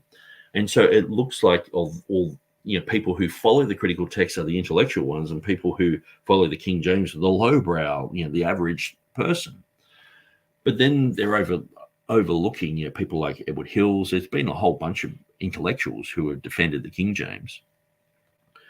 And it's gotten to the point where, I think the argumentation the critical text side is offering is really lousy. And I'm often saying, look, I'll debate anyone in the world, anytime, on any verse, let's bring it on. And I'm not getting people lining up at the door saying, oh, this will be, cakewalk. People are shy to do that because they're being pulled over the coals. We're exposing them for their misrepresentations of our position. We're exposing them for having a very shallow defense of their text. And many times all you have to do is shine their position in a light, and people are like, oh, is that all you've got? Like 2 manuscripts? these other guys are saying they got like 1,654 for the last 12 verses of Mark, and you got 2. Okay, well, that's not a really good thing. And but yeah, so basically saying we don't know church history. And he says, surely there are some who take interest in it, but by and large, such people suffer from the same apathy about our Christian heritage as most other Protestants in America. So it's like, oh, well, most Christians have this type of apathy. So I don't want to just say it's just King James onlyist. But he did say it was King James onlyist, didn't he? So why doesn't he say, well, most critical text people are not interested in it? Most people who hold an NIV. So what he's done, he's saying King James people are not interested in church history. But, just like most of Americans aren't. And it's like, oh, why are you saying that? Okay, let's just put the NIV in there, NIV readers generally are not interested in church history as a subject. Surely there's some who take interest in it, but by and large, such people suffer from the same apathy as our Christian heritage as most other Protestants in America. So it's sort of like saying, the King James guys are just sort of like average Americans, not really interested in Protestant history. But they put KJV there. They haven't put any other label there, So it's like, why? It's sort of like a slander, but then he's brought it back saying, well, everyone's sort of guilty of this. It's a strange way to word it. But then if we look back through the centuries, we can see the same pattern happen. And this is where you end up with the Septuagint was the favored Bible and the Vulgate was the favored Bible. Anyone who defended it is doing exactly what these King James people are doing. They're just defending a tradition. They're not interested in truth. They're interested in certainty. And it's like, no, James, we're not exactly like people who are defending the Septuagint. We're not exactly like people who are defending the Vulgate. We are defending truth. We are not. See, what James White does, if you ask him a direct question, he would talk about something else, answer that question that he's made up himself, and go, see? And it's like, well, you haven't really directly answered what I asked. So you ask again, and he'll say some other anecdote. Well, and so what he does here is he talks about Jerome and Augustine. And, the vast majority of it's just sort of historical. But he says, it is hard to resist drawing the parallel between how the LXX was viewed and how some AV-only individuals view the KJV today. Both see some kind of miraculous event taking place in the translation of both documents, despite the many plain facts that contradict such a conclusion. And so if you believe in the preservation of God, that God actually has his hand over the Bible and will preserve his text, you believe that's miraculous. You believe God's involved. If God's involved in it, it's miraculous. So you've got to reject that and just sort of go, well, we just got to trust the academy, who spat out, people like Bart Ehrman and Bruce Metzger and Kurt Aland and Carlo Martini. You've got to trust these guys. Got to trust these half the time occultists. People who believe that Jesus is not God. They have no place in Bible translation work, but they also have no place in formulating a Greek text where there's hundreds and hundreds of words missing and thousands of words changed, that they have no place there. And anyone who thinks that they can produce something good is just completely deluded. You may as well just go to the Watchtower magazine and just start gulping down that filth. And so I just sort of note here that it says in a footnote, KJV-only publications will often reference ancient heresies of the church in trying to connect modern Bible translations with such heresies. Rarely, however, are such attempts truly historical in nature, And so who does he reference? Does he reference people who have, academic claims, people who are talking about, this type of thing in an accurate historical context? No, he's got like Gail Ripplinger, Peter Ruckman, Jasper James Ray, and he's not mentioning people who like Hills and even Burgon, even though Burgon wasn't strictly a TR defender, the vast majority of his readings were defending the Textus Receptus. And so a lot of King James people have just agreed with what he said. Even James White agrees with what he said in 1 Timothy 3:16. And so a lot of King James guys are like, yeah, well, I believe what he said there. On the other thing, no, I don't agree with this, this, and this, but the vast majority of what he said I agree with. And so, and you would know that he knows church history quite well. And he had compiled, 86,000 quotations of the early church writers and things like that. And so, this is well known in the Dean Burgon Society, who are a TR group. They have the name of Dean Burgon. They've read his works. They've looked at early church writings. And so, why are you only mentioning Gail Ripplinger and Peter Ruckman? So it's just this narrative that he has. Everyone's under the King James only label now. And he's like, well, because these guys aren't interested in church history, you all aren't interested. Sure, there might be some here and there, but we don't even want to mention that. And so then he goes on about the whole concept of Jerome's text, where he translated from the Hebrew, and people who were following the Septuagint, they thought this was wrong with the reading of gourd, where it should have been a castor oil plant. And I won't really even go much into that, but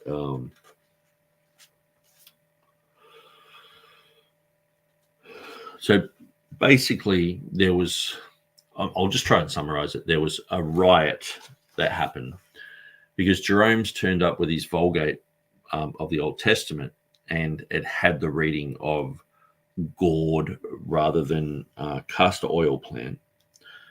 And so the people who were underneath Augustine, they were offended by this reading, and so they caused a riot. I'm just seeing which one had which reading.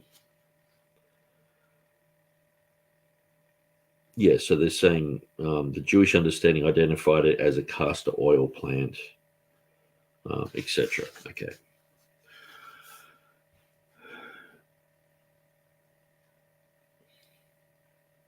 So then he tries to liken this to the King James argument. But since almost no one could read those books or that language, a new standard developed over time, being the Septuagint. So people were following the Septuagint. A lot of people couldn't read Hebrew, so they couldn't check. And then when a translation came along with based upon the Hebrew, they're like, oh, well, this is the traditional reading, so they're just defending it. And so that's sort of seen as like what we're doing, not speaking about, Westcott and Hort deleting all these verses, the influence of Unitarians on the text and liberals. Not talking about any of that, and that we just don't want that mess in our minds or in our churches. We don't want that mess, James. And so, but he doesn't want to talk about that. He's sort of like, we're just defending a tradition. And it says, I'd like to suggest that we find here one of the main forces that gives rise to King James onlyism, and it says traditional use. So basically the main reason why I do what I do is because it's traditional to me. But really it's not. I mean, when I first got saved, it was New King James. That's what the church had.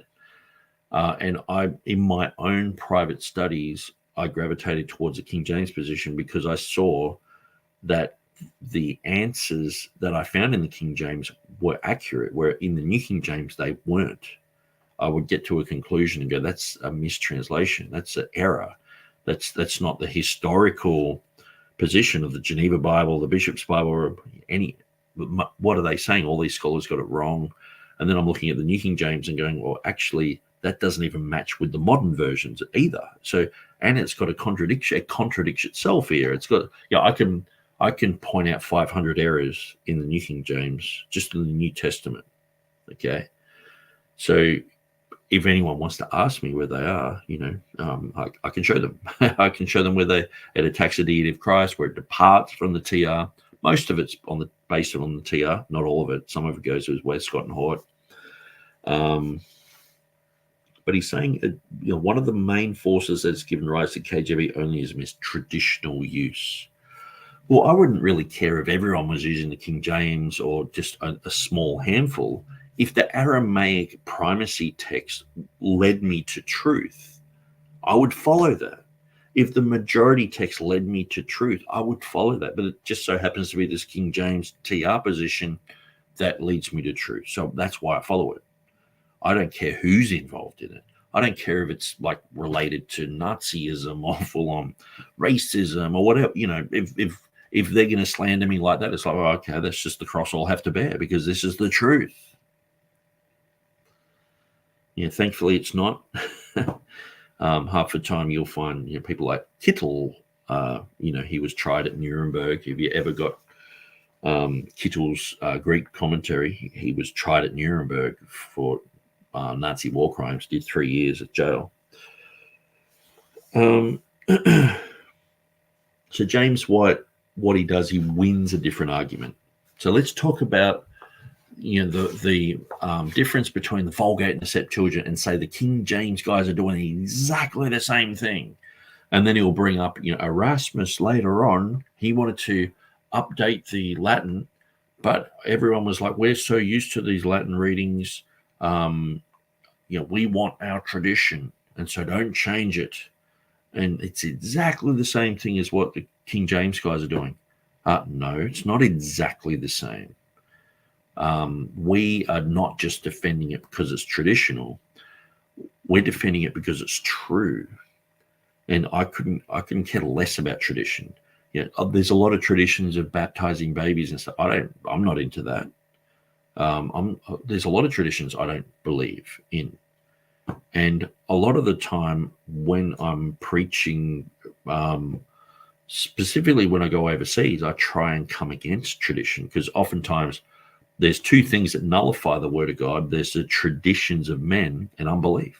So I'm trying to get people to believe, but trying to get traditions of men out of the way, because that can nullify the word of God. So you're there preaching and you're saying, love your neighbors and do good to those. But there people like in Papua New Guinea, if some men think that they can bash their wives at home, well, I'm going to come against that traditional belief and say, no, you have to treat her as, you have to love her as Christ loved the church. So I'm trying to come against that horrible tradition, and people who are Papua New Guinean would go, yes, good preaching, Brother Nick, because they know what happens a lot there. And some people get upset when, one of my former pastors, I've had two pastors who've gone up there and served 6 years in Papua New Guinea. One of my former pastors said that what he did one time was get all the men to cook for the women and to serve them food. And some of the men never came back to church. It was just too much for them. It's, can you, like, trying to break down the cultural mindset of just like, women and just nothing, and men are just everything, love your wives as Christ loved the church. It's obviously trying to come against that tradition. I'm against tradition a lot of the time. Now, if it's good tradition, if it's a Trinity, if it's, blah, blah, blah. And even I can understand where people are at when they say, I don't use the word Trinity. Because, Paul never used the word Trinity, but he turned the world upside down. I can understand why people say, well, I don't want to use the word. Now, I've got no problem with it, but I can understand where people say, well, I don't use the word, but I believe in the concept.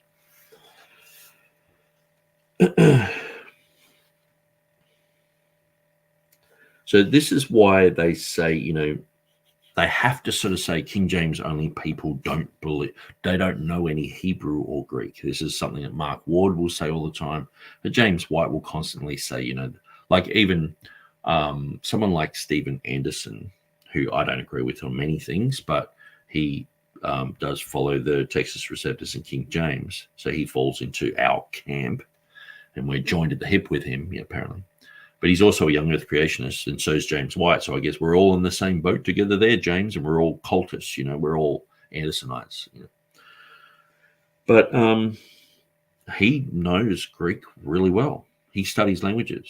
And so you can't just lie about people and say, well, that goes against our narrative. We want King James people to be lowbrow. We want them to have this persona of not knowing the Greek language. The vast majority of people who I talk to and do interviews with on this channel are learning the Greek language, and I believe would run absolute rings around James White. Taylor DeSoto, he was just like, man, for hours and hours a day learning Greek, and Dane Johansson, like he did that video with Stephen Anderson. They went to, I think it was Cyprus or somewhere where they all speak Greek, and they were using Greek there, and they were talking in Greek. And I mean, that's a way higher level than what James White's doing. When you look at people like Thomas Ross, he knows Greek way better than James White. Even Ruckman knew Greek really well, and you can't deny that. D.A. Waite knew Greek, and so he's written about in this book. But it's just like, these lowbrow people, they don't really know the languages. They don't know Hebrew. They don't know Greek, and they're just ignoramuses, sort of thing. And this goes, they sort of have to say this because they want us to be pigeonholed as just traditionalists. The only reason we follow the King James is because of tradition. It's not because we've looked at the arguments and we find the critical text argumentation is flawed and silly, and we reject their argumentation because of what the original languages say. No, we're just traditionalists. We're stick in the muds. We're just lowbrow deliverance type people playing the banjo on the porch, and we just got a tradition. So they sort of have to demonize people as not knowing languages.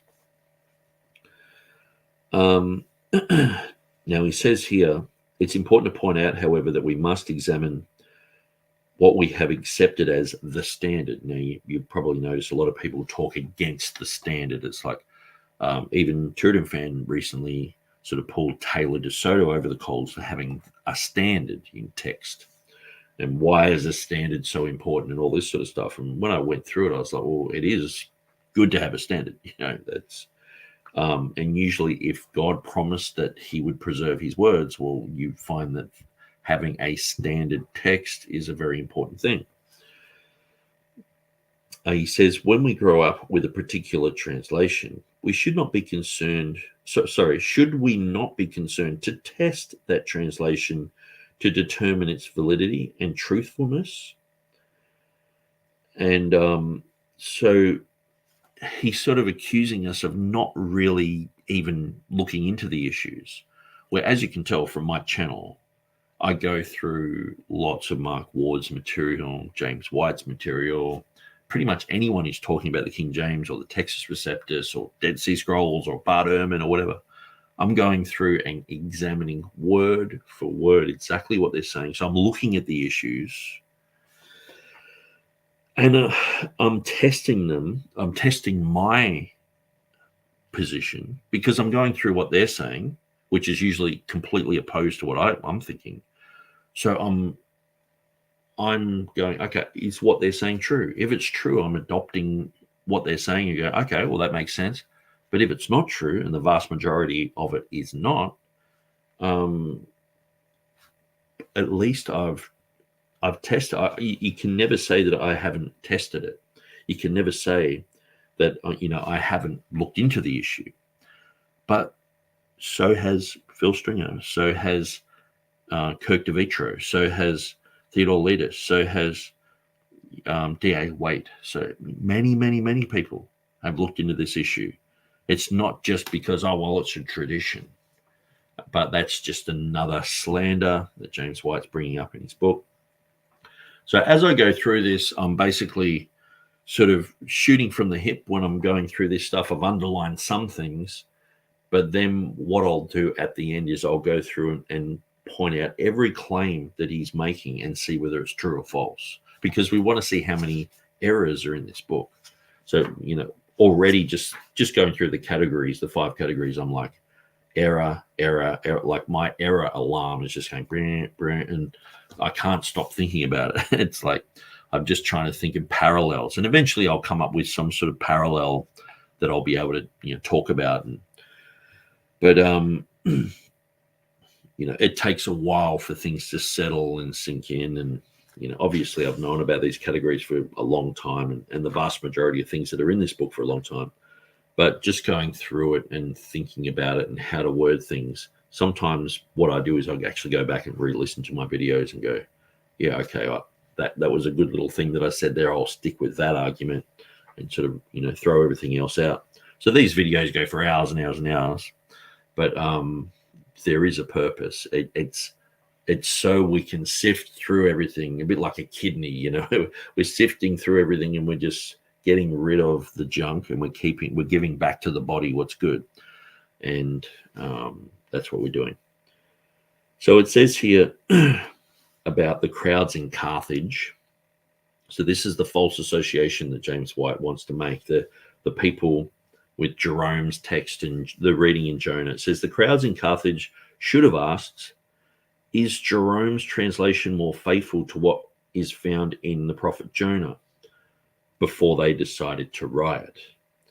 In the same way, so we're like these rioting, simpleton peasants who have never really looked into the text, but we're just rioting, because we want tradition.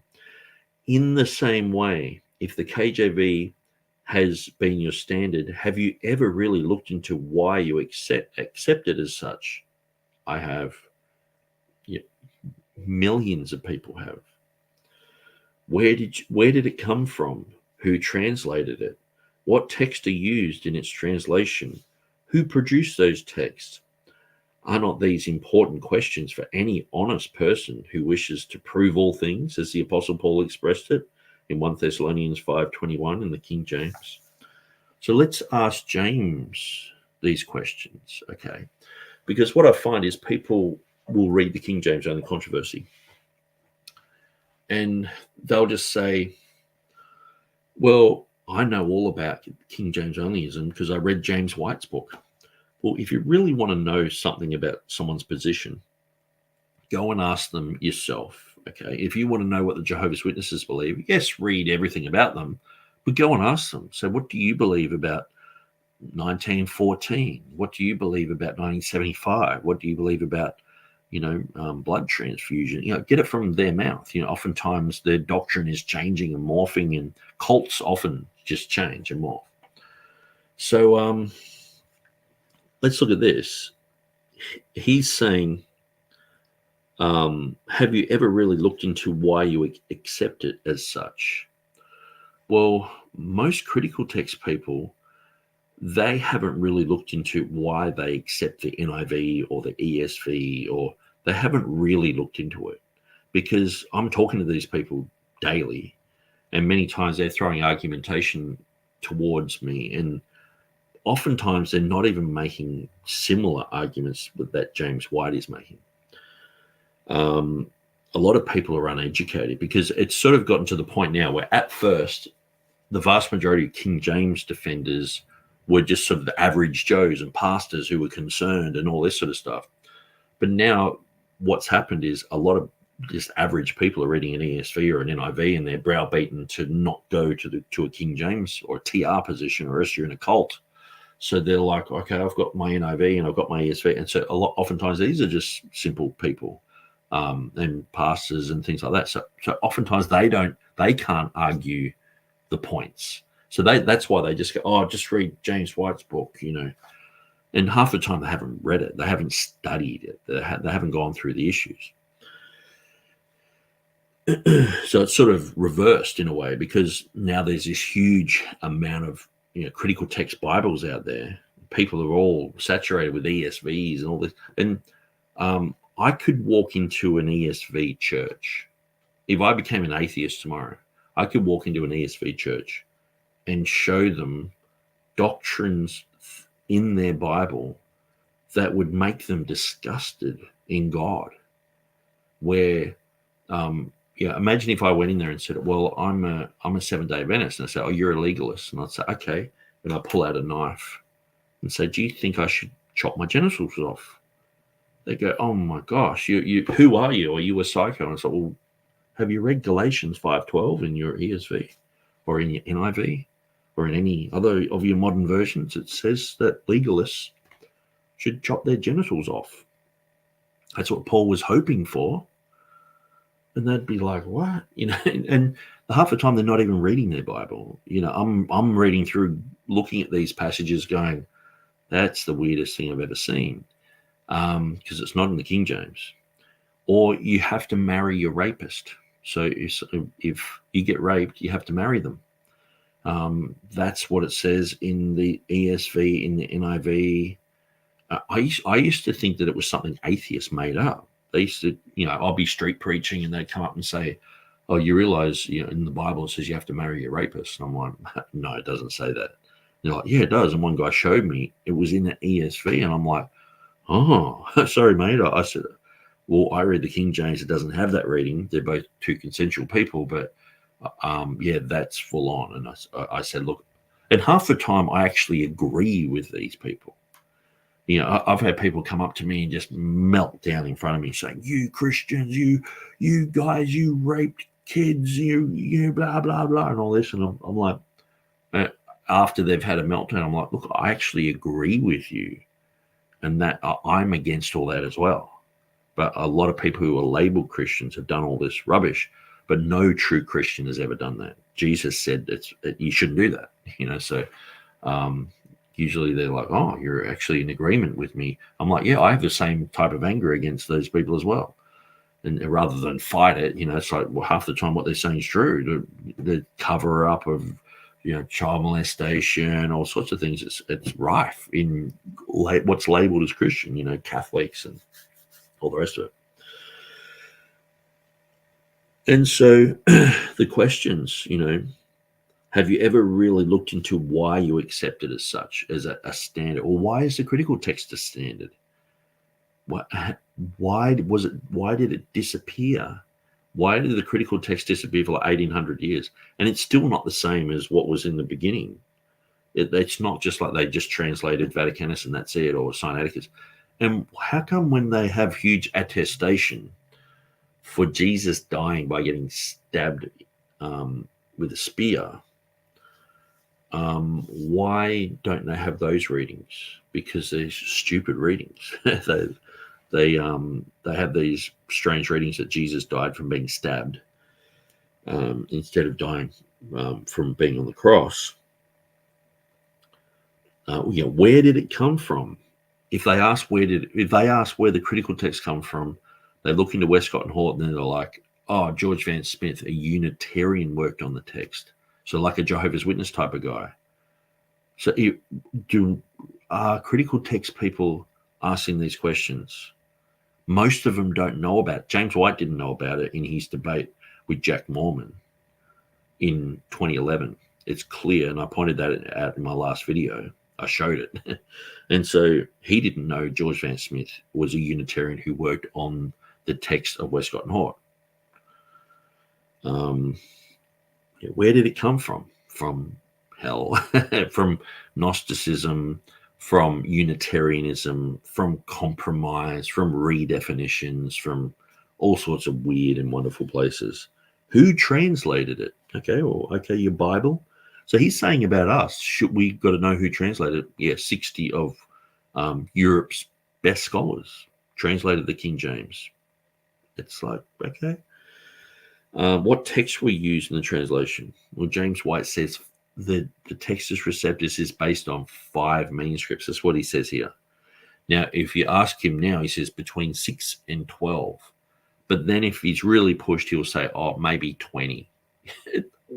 Where's he getting these numbers from? And how come they're so different? Wouldn't it? Does he know that there's 5? Like I just typed in the other day in YouTube, how many manuscripts, and it came up with this video, and it showed 8 that this guy knew of. But then he's saying 5 in his book, but then he's saying between 6 and 12, but then he says 20. So it's like,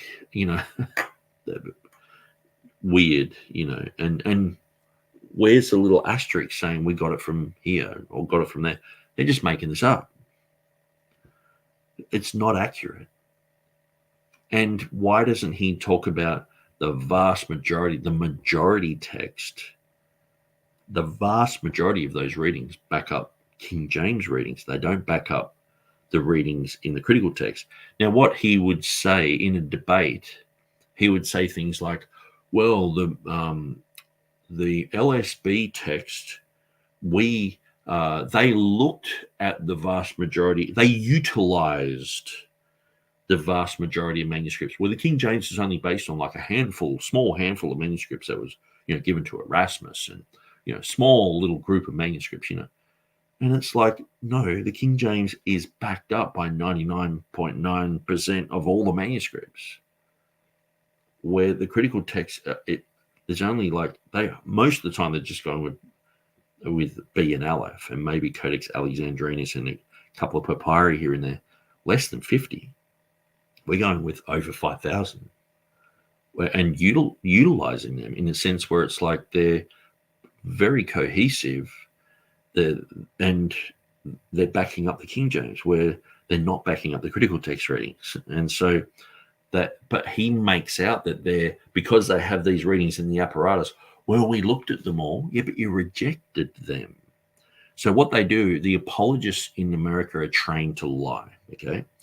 So they basically are told to go out and say, we have an embarrassment of riches, all these manuscripts out there. We got a pile of manuscripts up to our chin, And then, so imagine I'm out street preaching saying, we've got this embarrassment of riches.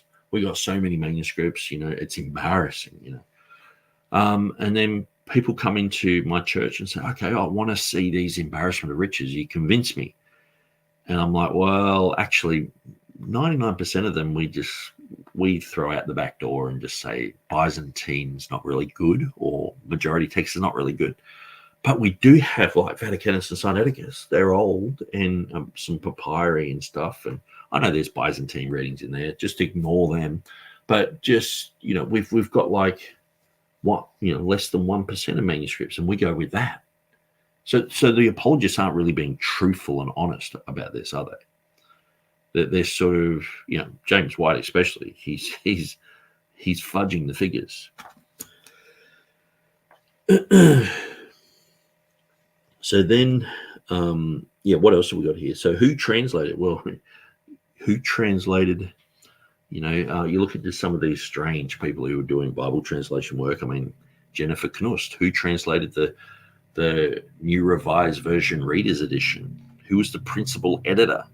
Jennifer Knust is like one of the main Christian women involved with the LBGT community. So she says the Bible never condemns homosexuality and never even mentions homosexuality. So how could it be wrong? So she goes around preaching this sort of stuff, and she's the principal editor of a New Revised Standard Version Reader's Edition. So I'd love to see James White doing programs about her. And many of these, why is he only focused on the King James and anti-King James? Why doesn't he expose all these liberal editions? Half the time, it's because that's the Bible industrial complex. That's the billion-dollar industry. You don't bite the hand that feeds. So, what texts we use in its translation? Well, Textus Receptus, majority text-based. Byzantine text. Who produced those texts? Unitarians, George Vance Smith. Great comparison, James. Who produced the Westcott and Hort text? George Vance Smith. How do you explain George Vance Smith? I'd love to see James White do a full episode on George Vance Smith and how it's okay to have Unitarians work on your text. And so, are these not important questions for any honest person who wishes to prove all things in quotation marks? Yes, we've looked into this. That's why we're TR people. That's why we're King James people, because your text comes from the sewer. Our text comes from the golden pipes, come from heaven. The King James preface, who everyone says, oh, we read the preface. The Bible says that they come down through the golden pipes from heaven. So there you go. They said their text came from heaven. So anyway, then it goes through the whole history of Erasmus, and Erasmus saying we need to go to the sources. So in a roundabout way, it's just a long-winded, and it's interesting history, but it's a long-winded way to basically say that when Erasmus was like, I want to clean up the Latin, and people were like, no, we want this, we want these old readings there, and scolded Erasmus for changing the Latin, that we're just the same. But it's not like that.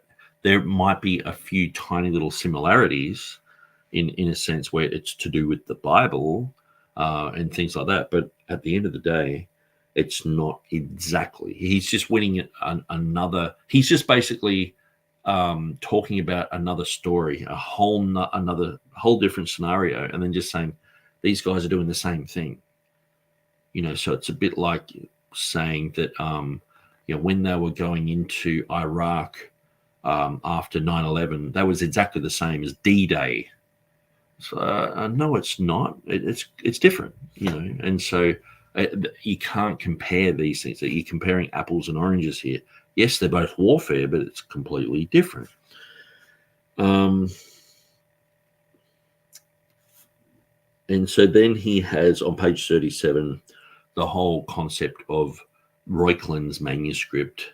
So I'll just read this. He says, Reuchlin is interesting to the modern student of church history for two other reasons. First, it was Reuchlin who lent Erasmus his sole copy of Revelation, which Erasmus used in the production of his Greek text, which became known over a century later as the Textus Receptus.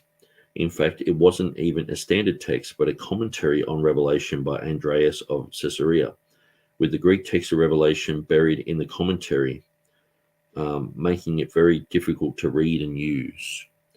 It was missing the last section of Revelation, forcing Erasmus to translate from Latin into Greek for the last 6 verses.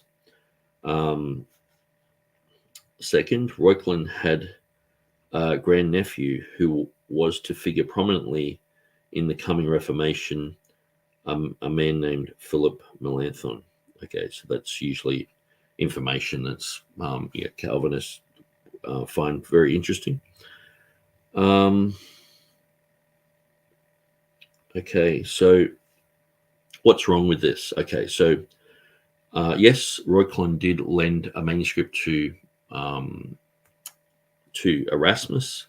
Now, there was a guy called Franz Delitzsch. Now, Franz Delitzsch in the 1840s, I'm pretty sure it was, around about 1850, let's say, he had he found a manuscript that was a manuscript of Reuchlin, so it had the Andreas commentary, but there's about 100 of these Andreas commentaries. So Reuchlin was a manuscript collector, so he used to collect Hebrew Bibles and Kabbalahs and all sorts of things. So he had a huge library of material. So he could have had 10 of these. He could have had 2. He could have had just one. But the chances of him having more than one are very high. So he lent Erasmus a text. Now, Franz Delitzsch, he found a manuscript that was Andreas's commentary in like 1850, and then just told everyone, this is the one that Erasmus used. And so Tregelles got on board and just went, yep, this is it. And Erasmus, he had said that at the end of the book of Revelation, he saw a few words, and because of the issue of homoioteuton, he corrected them. And he said that it was pretty much what we would consider in verse 19. Now, this other manuscript, like 300 years later, with Delitzsch, Delitzsch basically claimed that this was the one that Erasmus used. Now, this manuscript had the last 6 verses missing at the end of the book of Revelation. So he just said, well, this is the one Erasmus used, and Erasmus lied to everyone. He should have said there was 136 words missing, not just like 1 or 2.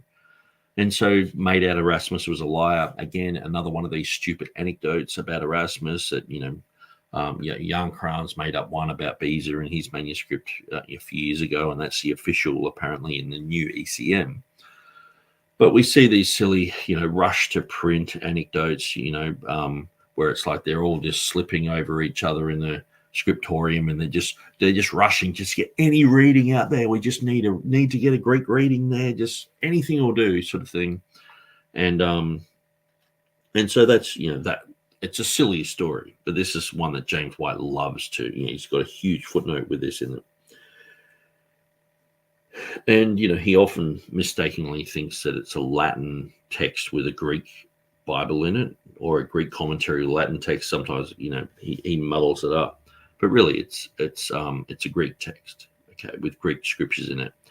And he says in brackets here, making it very difficult to read and use. It just gets harder and harder and harder the more that these guys bring up a story, So not only was he rushing to print, but he had this, manuscript. And even Jan Krans sort of makes out that Erasmus, he wasn't the one who actually looked at the manuscript. He got someone else to, copy out what was in that manuscript into another text, which is probably filled with errors of itself. And who was this person? Probably couldn't read Greek. And, so then Erasmus is given this thing at the end, and he's in a rush. So he's just like, that'll do. Just print it, and these type of things, they just make up these stories about these guys.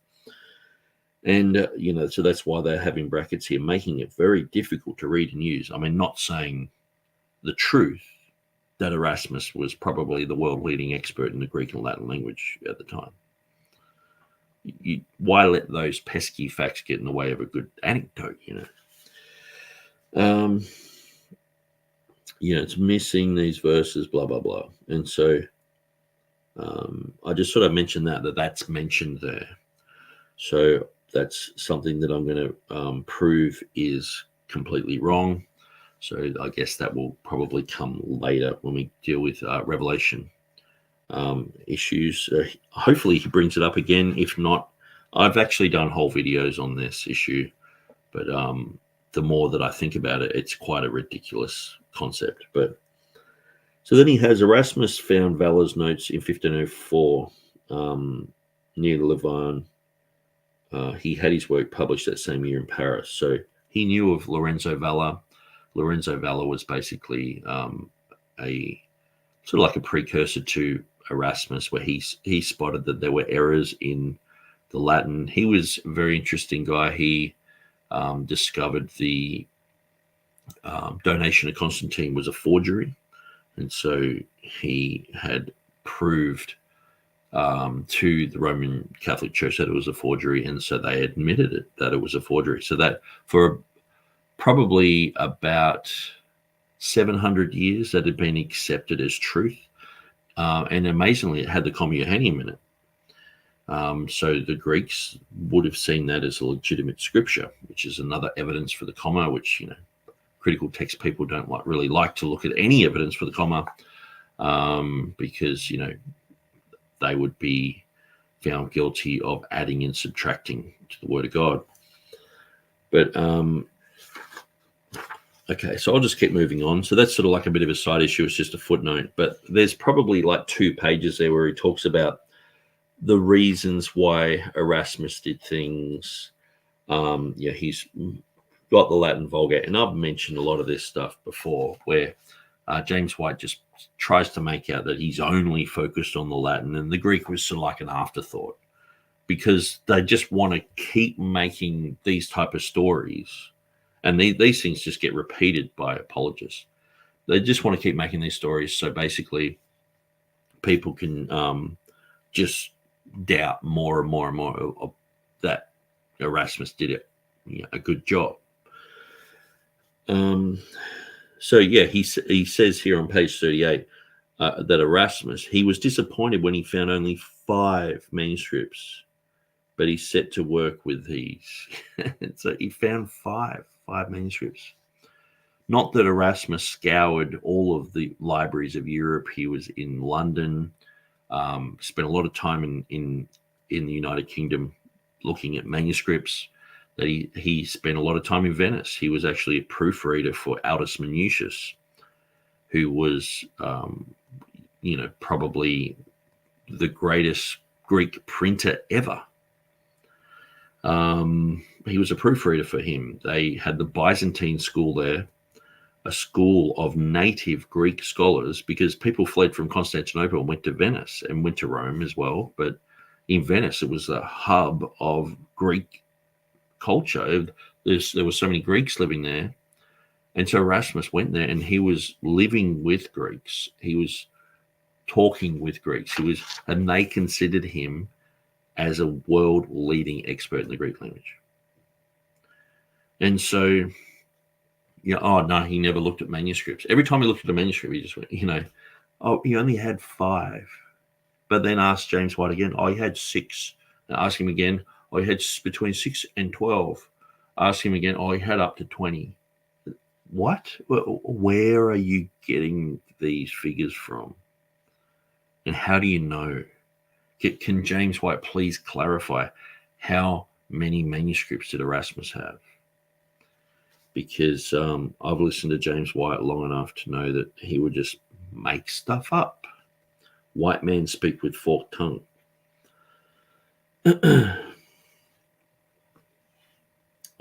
So then they have the rush to print anecdote. So Erasmus obtained assistance from John Froben, a printer at Basel, who encouraged him to hurry with his work. And it says possibly because of the Complutensian polyglot, the 1514 Complutensian polyglot. So that's usually something that it's complete speculation that he hurried because of that. And hurrying to do a work, there's nothing wrong with that. There's nothing wrong with giving everything you've got and going for it and doing a huge task. Doing a New Testament is a big thing, especially in Greek and in Latin. And so they worked hard at it to get it done, to get it out to the people. And this is something that Aldus wanted to do. And he had a whole team of people working for him. So he could have done that. Now, eventually Aldus in 1518 did the Old Testament and New Testament, the whole complete Bible. But even he did 6 verses of the New Testament in 1506. And in 1509, when Erasmus was living there, he probably said, look, I'm going to do this. So, but the whole thing of rushing to print. So what they do then is they say, okay, they did it in a hurry. So, they just made a whole bunch of mistakes and errors, and they were just rushing around like idiots, sort of thing. The Three Stooges concept. So that's what James White makes out. He says it was hardly a thing of beauty, and as soon as it was printed, Erasmus got to editing the second edition. In fact, the first edition was so hastily printed that Erasmus himself said it was precipitated rather than edited, and it was hurried out headlong. And so rushing his work to the press and all this sort of stuff. But at the end of the day, didn't he turn around and do 4 more editions? And he had a whole team of people working on his editions. And so as much as it's like, okay, this whole thing of James White, he's just, get it out the door, sort of thing. But then if he's working on a second edition straight away, and then a third, fourth, a fifth. So there's like 20 years between his first edition and his last edition. So what he didn't work on the text. He didn't think about a whole bunch of things that he did and all the rest of it and tidy things up. That's exactly what he did. It says in one column was Greek text, the other a fresh translation produced by Erasmus himself. So I'll put a question mark over that because I have heard that it wasn't actually Erasmus's fresh text. And so I've got to check that out. So I'll put a question mark there where I really should have looked it up. Now, I have looked that up in the past and already answered it, but I can't remember. I've just forgotten. So it says, in fact, it is clear from his writings that the Greek text was not originally the primary focus of his work at all. He was much more interested in the Latin translation. So how is that clear? Because in his annotations, he clearly deals with the Greek and the Latin. And yes, he has his annotations in the Latin because that was a scholarly language of the day. And obviously, a minority of people spoke Greek. But where is this clear, and why isn't there a footnote, so we can go down the bottom and say, oh, that's where James White got this from. He's just saying this because he wants people to think that, the Greek text was just an afterthought. So not only were, these manuscripts, there's like 5 of them, or listen to how silly it gets. Instead of Erasmus he lived with Greeks, learning Greek for years, was a proofreader in Aldus Manutius print shop, which is proofreading Greek text. Now he's I've forgotten how to pronounce it. I always say Adagas, but it's actually not. Adagas Erasmus. Adages. Okay, yeah. Adagia. So, yeah, adagia or adages. Yeah, adages. Adagia. So this was a book that had 3,000 Greek proverbs in it.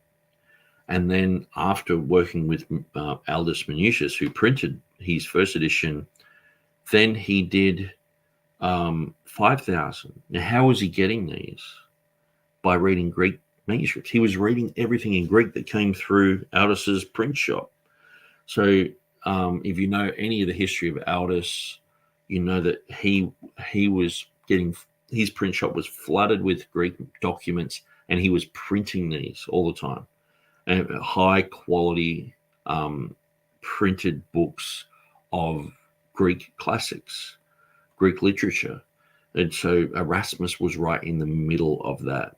So what, he's just not interested in Greek? It's just a comment that's made by James White, and he doesn't back it up. And historical evidence proves that Erasmus was interested in the Greek, that he learnt Greek to the point where he became probably the premier Greek linguist of his age.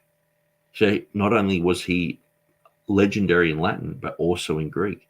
Yes, there are other people of that era, Lorenzo Valla, Bessarion, Minetti, but Erasmus, he excelled them all. He even excelled Aldus.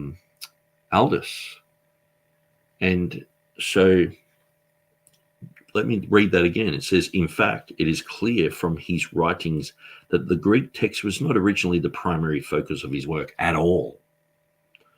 He was much more interested in the Latin translation. Well, he'd grown up as a Latin scribe, being an Augustinian monk. Now, he had been copying these manuscripts for years and years and years. So he knew Latin like we know English, but he had to learn Greek. So he learned that from Aldus, and then he overtook Aldus, and doing the Adages editions of Proverbs, he was reading through copious amounts of documents. And a lot of those Proverbs we use today, like, to raining cats and dogs and all this sort of stuff. I'm not sure if that exact one is there, but a lot of these idioms and sayings in English are from Erasmus, and they all got translated into our language. So he was clearly involved with the Greek text, with the Greek languages. He was going around scouring the libraries of Europe looking for Greek texts. So James White just makes this up and says, no, he was more focused on the Latin. So it's a bit like me saying of James White, well, James White, before he wrote the King James Only Controversy, he wrote a book about Catholics. So he this is just like a secondary book to him. He's way more interested in the Catholics. Yeah, he doesn't really care about the King James Only Controversy issue. That's just like a side project for him. He's not really interested in that. And that's why it's full of errors. But, he was mostly focused on Roman Catholicism. I've just been making that up. That's the type of logic that James White's using here. It's ridiculous. He can't back that up. He doesn't have a footnote or anything showing where he got that information. It comes out of the brain of James White because he wants us to think, well, he didn't care about the text. And then later on, James White's come up with this thing like, oh, well, he didn't really, he didn't even care about the book of Revelation. He didn't even think that John wrote it. And so he's actually quoting Jan Kranz, and Jan Kranz mistranslated the Latin word olim, where Erica Rummel, she didn't. She said that the Greeks or Erasmus was saying this was formerly unknown. Like the Greeks, they doubted that John wrote it, but Erasmus knew who wrote it. And it's very clear in the book of Revelation. It says, I, John, was on the island of Patmos, and Erasmus believed those words, where Jan Kranz wanted to make it out like Erasmus doubted those words. And, he was like, I don't know who wrote Revelation, So James White has picked up on that deliberate mistranslation of olim, and he keeps repeating it on his show. So it's sort of sad to watch him say that, and apologists go, oh, James White's a legend. And he's just repeating this rubbish that may as well be from Bart Ehrman. You know what I mean? It's just absolute garbage. But, this is the quality of bibliology in the apologetic circles today.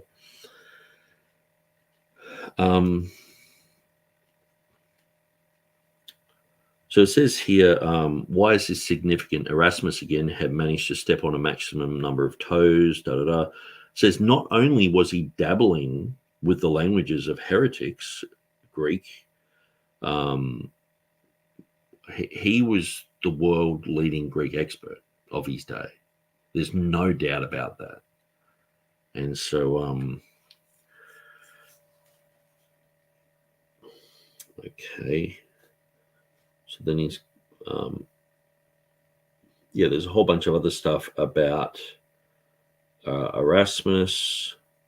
Some people disagree with his conclusions. The Complutensian polyglot guys disagree with his conclusions. And then so it's trying to sort of say this is the same thing that happened between Jerome and the followers of Augustine when they were discussed in the Latin translation in Jonah. And so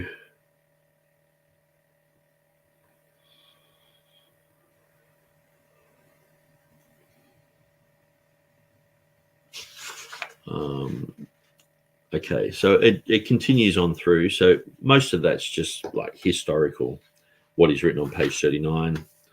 So then it says the emotions. Notice says the emotions that drive today's KJV only controversy are nothing new at all. This is a phenomenon that we've seen before. So, we're just like these people in Jerome's day. We're just like these people who came against Erasmus, for changing the text. We're just sticking the muds. We should really, just drop our traditions and just allow Westcott and Hort and George Van Smith to give us a text with, thousands of deleted words and thousands of changes. We should just accept that, because you don't want to be a traditionalist, do you? You don't want to just be a fuddy-duddy religious nut. And so that's what he's basically making us out. We're just religious nuts who just have a tradition, and that's fine. People in the past have had traditions, but you got to get over it, and you got to get the new text, the ShamWow text. And then he says, under the heading, the beat goes on, it says, it would be funny if it wasn't so serious. And then he goes on and basically saying, Jerome and Erasmus, these guys took the heat And then he says, will there someday be an NIV only movement? We can only hope not. Sort of like, oh, this is just a perpetual problem that in 50 years they'll probably go, oh, this is our tradition and we're stuck there. And so notice the whole chapter is basically saying it's just a traditional thing. It's not. We've studied this through. We've seen that if you change the word God there to who, it creates a solecism. It has a predicate without a subject, and it creates a grammatical solecism, probably the biggest solecism in the entire Nestle Aland group of books. And so we don't go with that reading. But amazingly, neither does James White, because later on in the book, he says he agrees with TR defenders on that reading. It's quite amazing. Because I'll talk to people about that, and they're like, oh, I defend, that reading. It should say who appeared in a body, and he broke out into song and all this. And it's like, well, James White disagrees with you. He agrees with me. So, yeah, that's quite amazing. Will there someday be an NIV only movement? We can only hope not, as if that's ever going to happen.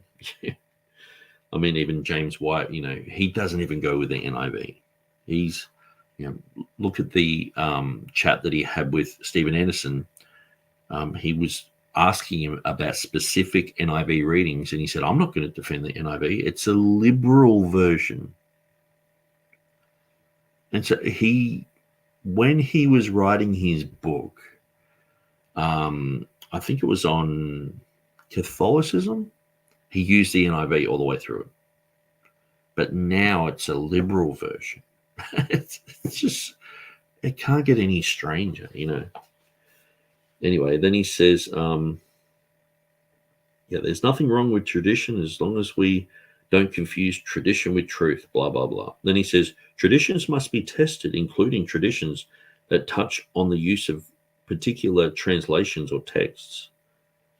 As soon as we make our tradition the test of someone else's standing with God, as people have done to Jerome and Erasmus and those who today would use a non-KJV translation, we have elevated it to anti-biblical status. So we follow the Textus Receptus and the King James because they are accurate, because they have the correct genealogies. They have the correct numbers. They have the correct locations. Jesus turning up at the right place. Where the critical text has these wrong, it has so many errors in it. And even we can see how lousy these translators are, because we're looking at the Old Testament too, which they're claiming to use. And many times that they're making such big blunders in their translation that they're causing contradictions and errors and blasphemies, And so we can see how lousy they are, like in comparison to the Reformation with the translators, Tyndale and Coverdale and many others. But even just looking at the Old Testament, you can see that these guys don't have a respect for the Word of God. They many times are just throwing out words. They're just going, oh, let's go to the Septuagint here and there. That they are going to versions and amending the Hebrew text according to versions. So anyway, I'll go through some of these comments. I know someone called Christian Bridges has just been fully spamming the whole thing. But okay, so Calvin, so this is going back like hours ago. Exactly, most modern versions leave out without a cause in Matthew 5:22. And continues, although I have to disagree about all music being neutral. Yeah, and I know a lot of people would disagree with me with that, but that's my position. Avery F., exactly right. Never forget the verbum connection Ward has. That shocked me. Yes, he actually works for Crossway now. So Crossway make the ESV. So that's a whole nother can of worms. So he sort of jumped out of the pan into the fire. Calvin Clemens says, 2 Timothy 2:12, if we suffer, we shall also reign with him. If we deny him, he will also deny us. Yes, absolutely. Christian Bridges says, hey, family, I am God, and Jesus, I am Satan. So it looks like this is a kid or something. So I'll just skip over their stuff. Sorry, we are not like those. Sorry, still on my first coffee.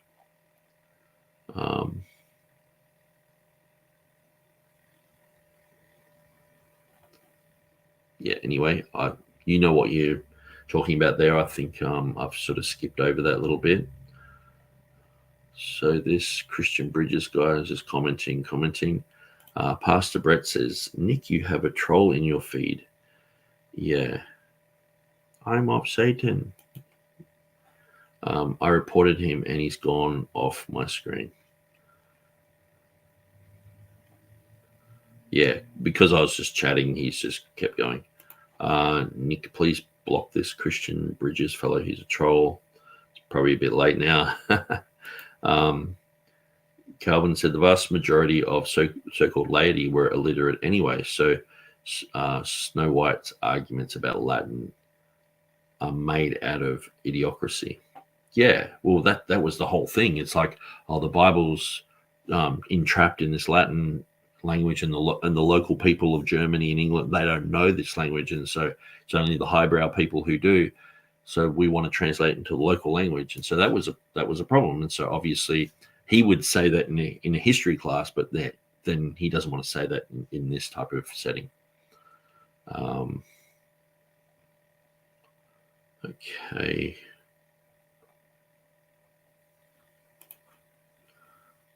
If you press on the troll's name, yeah. So obviously I wasn't following these comments.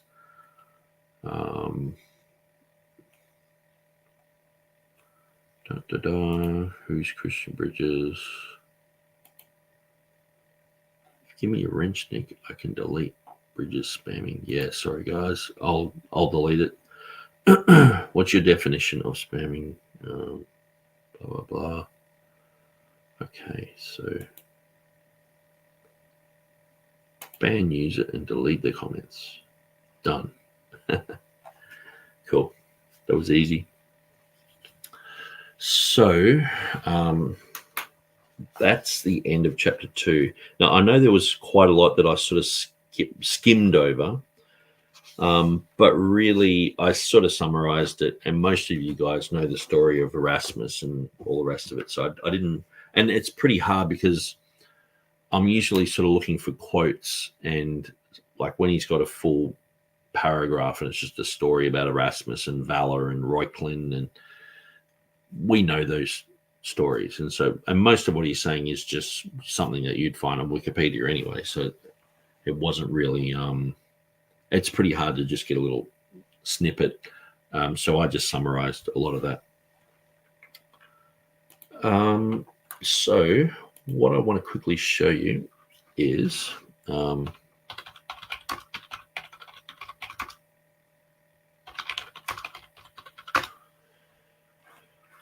hopefully this can come up pretty quickly.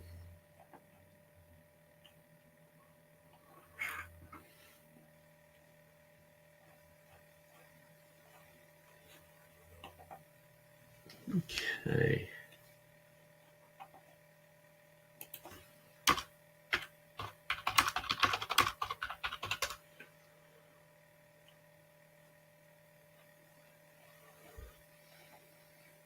Here we go.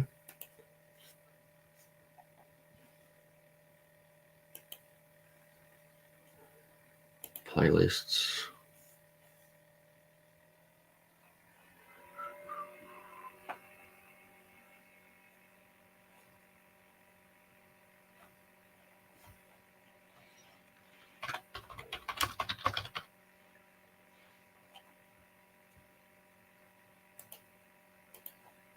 Full deja vu at the moment. I've probably done this before.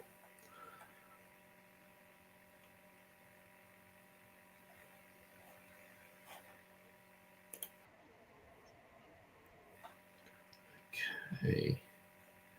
That's the wrong set of videos.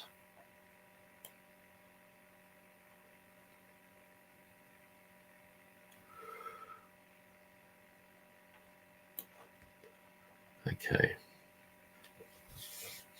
So just bear with me. I'm just looking for a video.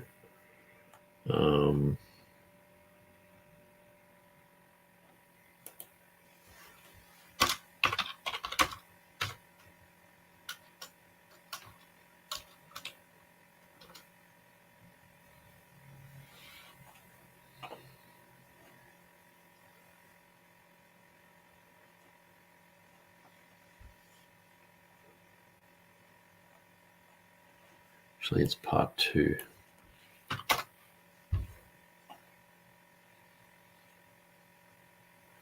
Chapter 2, that's the one. Okay. All right.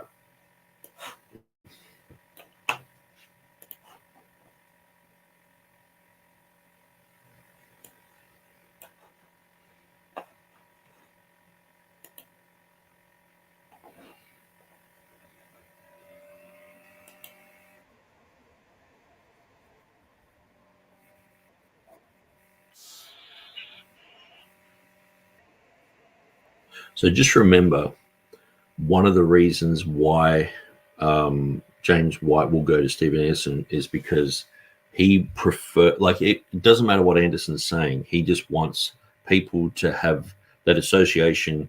KJV, Textus Receptus equals Anderson, or it equals Ruckman, or it equals Ripplinger. Not that it equals someone who's fair and balanced. And so, yeah, thanks for the no volume comment. Better tick that off. Here we go. Let's go to something less frustrating. Let's go to Stephen Anderson. When going through your social media feed results in you wanting to listen to Stephen Anderson to get away from the craziness, you know the end is near. Right now, I'm ready to adopt any ealism, post-millennialism, amillennialism, premillennialism. I don't care if it just gets us out of this mess. just something, please. It's just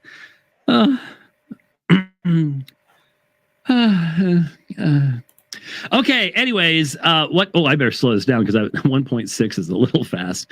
I am going to pick it up to 1.2. I always tell people that. All right. What is this? What are we doing? Stephen Lee Anderson, Faithful Word Baptist Church, King James only guy. The guy got tased in the car, and the guy that stands on his pulpit, kicks his pulpit, and kicks people out of the church, and yells and screams. And so there is a reason why I'm showing Anderson doing this, because James White, in his categories, we're all linked to Anderson. So it's not like I'm a separate entity to Anderson. We're all part of the same group, where he would never do this to young earth creationists. Like, he would never say Ken Ham is the same as Ken Hovind, or Ken Hovind is the same as a Seventh-day Adventist, or he would never do that because he's a young earth creationist himself. But when it comes to this issue, because he just wants to slander us, he just goes to he'll show Gene Kim and then show Robert Truelove, and just say, oh, they're all the same. Their arguments are all the same. And so that's pretty much what James White, the area that he operates in, is just slander. And does stuff like that. He is doing a 10-part series. I'm not even sure if he's done all of them yet. I only have 6. That's gonna take me. I figure that's gonna take me long enough to get through the 6. We'll get to the other ones when we can. 10-part series. Responding to the King James only controversy. And so he did the introduction in chapter 1. We've responded to that. Here's chapter 2. Why are we doing this? Hopefully, with the last response, that was made obvious. We do this because we're touching upon many really important topics, really important issues, and a lot of background issues. Today, we're going to be talking about the Greek subject. I think people need to know about the Greek Septuagint. And they'll hear King James only people questioning the reality of the Septuagint, saying that it wasn't in existence in the days of Jesus, things like that. And since we almost never talk about that kind of thing, except on this program, but certainly not regularly in church, that can cause confusion for people. There might be people trapped in these systems that haven't heard a response from the other side, and so they figure, well, that's a good argument. I guess I got to stay here until, you know, that argument is dealt with. And I don't hear anybody talking about it. So, you know, so that's why we do these things. We address these less than popular topics, and it does prove to be helpful to a lot of folks. And so, let's get to this. I'll be honest with you, with the preaching that I was doing beforehand and this, it doesn't look like we're gonna get to phones today. I'm sorry. I should have known that ahead of time.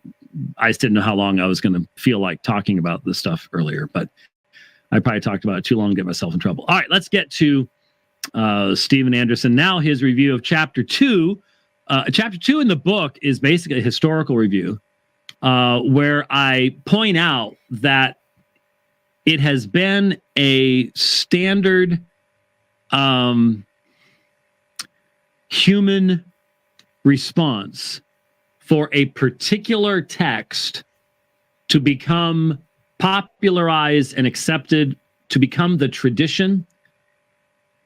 And when there is any challenge to that text, any going earlier, and he's saying, you know, our commitment to just this one kind of a text might not actually represent what the apostles want for us, or something like that, that there's a big pushback. It's like, oh, no, we can't do that. And that this has happened a couple times down through history. But what's interesting is he starts off agreeing with me about all sorts of stuff. It's still, again, I have to make mention of it. Watching him and his NIFB buddies only 2 months ago cranking out all these videos attacking me and Jeff Durbin and accusing us of all sorts of just vile, disgusting stuff, and just yelling and screaming, acting and such. And then, of course, they all blew up. They just within like 5 days, 7 days of the last video they put out attacking us, boom, they're all on each other. You know, there's a big split in Florida. So you notice it's not just, oh, let's deal with Stephen Anderson. Let's look at what he's saying. If he's saying anything true, we'll repent. We'll move on. We'll grow. You know, but just like, you know, this guy's a psycho. This guy, you know, and it's obvious he's already poisoned the well in everyone's mind, that you just can't, you know, trust anything. Because the thing is, there can be people who do crazy things, but what they believe can be 100% true. You can get people like, say with James White, I think a lot of things that he does is really weird and strange and all the rest of it. But he believes in the Trinity pretty much like I would believe in the Trinity. Now, obviously, we have some differences with him being a Calvinist and me not being a Calvinist. But apart from that, I mean, the vast majority of what he would say about the Trinity and the deity of Christ, I would believe, you know. So, there's plenty of people who believe correct things who have questionable lives, you know. Some people can have perfect doctrine, like, you know, I remember I was talking to this one guy on the internet, and there was a lot that we actually had in common. And then he murdered his wife and set her on fire and set the house on fire and nearly killed his daughter in the process. And so he's in jail at the moment. And I was like, oh, actually, we don't have a lot in common. But it's, you know, it's quite amazing who, yeah. So you just got to deal with arguments. Sometimes you just got to get rid of the face of who's saying something and go, okay, but is what they're saying true? So James White wants to make out that, you know, well, this guy's jumping on the pulpit, this guy's doing this guy's doing that. So nothing of what he's saying is true, but he won't do that with his young earth creation material. So oftentimes Anderson will be on the phone saying, oh, you know, if you believe in evolution, it's stupid, blah, blah, blah. And it's exactly the same sort of stuff that James White would say. And so probably without, you know, just Anderson can be ultra jerky, where James White isn't an ultra jerk; he's just a jerk, But at the end of the day, that they'd have the same type of teaching. So, but you wouldn't find James White going through and critiquing his young Earth creationism and just going, oh, he jumps on the pulpit, he does this and does that. Let's look at his young Earth creationism. Oh, we have to reject it because of that. No, it's just something that he's coming against. It's like if I was to do a dishonest review of Calvinism and just went, okay, Westboro Baptists, let's look at them. The God hates fags guys, and then looked at picketing funerals and all that, and then looked at their views on Calvinism. It's just dishonest. And Texas and they're all just eating each other alive, and now they're all false prophets and blah blah blah. So the Lord sort of took care of that. Anyway, to have him doing that stuff and to see him kicking people out of his church and you idiot, get out of here, and yelling and screaming, and the camera pans back and you see people sitting there and they're just like, oh man, what's going on here? And then to have this, well, he's right about this. It is just really freaky weird to see the shifting going on. But I digress. Let's jump into this. He then says, KJV only individuals generally are not interested in church history as a subject. Now, he's right about that, too. In general, KJV onlyists are not really interested in church history as a subject. But let me... Where I would disagree. I find that KJV defenders are very knowledgeable on church history. And so, one good example is Gavin McGrath here in Australia. I mean, he is brilliant when it comes to church history. And also knowing like Anglican church history, he probably knows that better than anyone that I've come across. And but looking at early manuscripts and things like that, I think he's probably one of the best in the world. But James White doesn't want to talk about him on the show. He just wants to talk about the Jing Kim and Ripplinger and just sort of someone you can laugh at and point at, and not someone who would just run rings around James White and mention 50 manuscripts that James White's never heard of and make him look like an idiot. Explain why that is. Now, I personally love history, and I've studied a lot of history, including church history, although I must admit that church... Remember, we've played some of his church history stuff, and to call it a unique perspective is very, very kind. History is not my favorite history. I've studied a lot of it, but I prefer pretty much every other kind of history to church history. And the reason why that we feel that way is that church history, more often than not, just ends up being a study in false religion. Why? Because it's going to emphasize the Roman Catholic Church. Now, here, this is what's fascinating to me. These folks are anti-Roman Catholic. Well, we just heard what you were just saying. Do you see a difference? I hope you see a difference.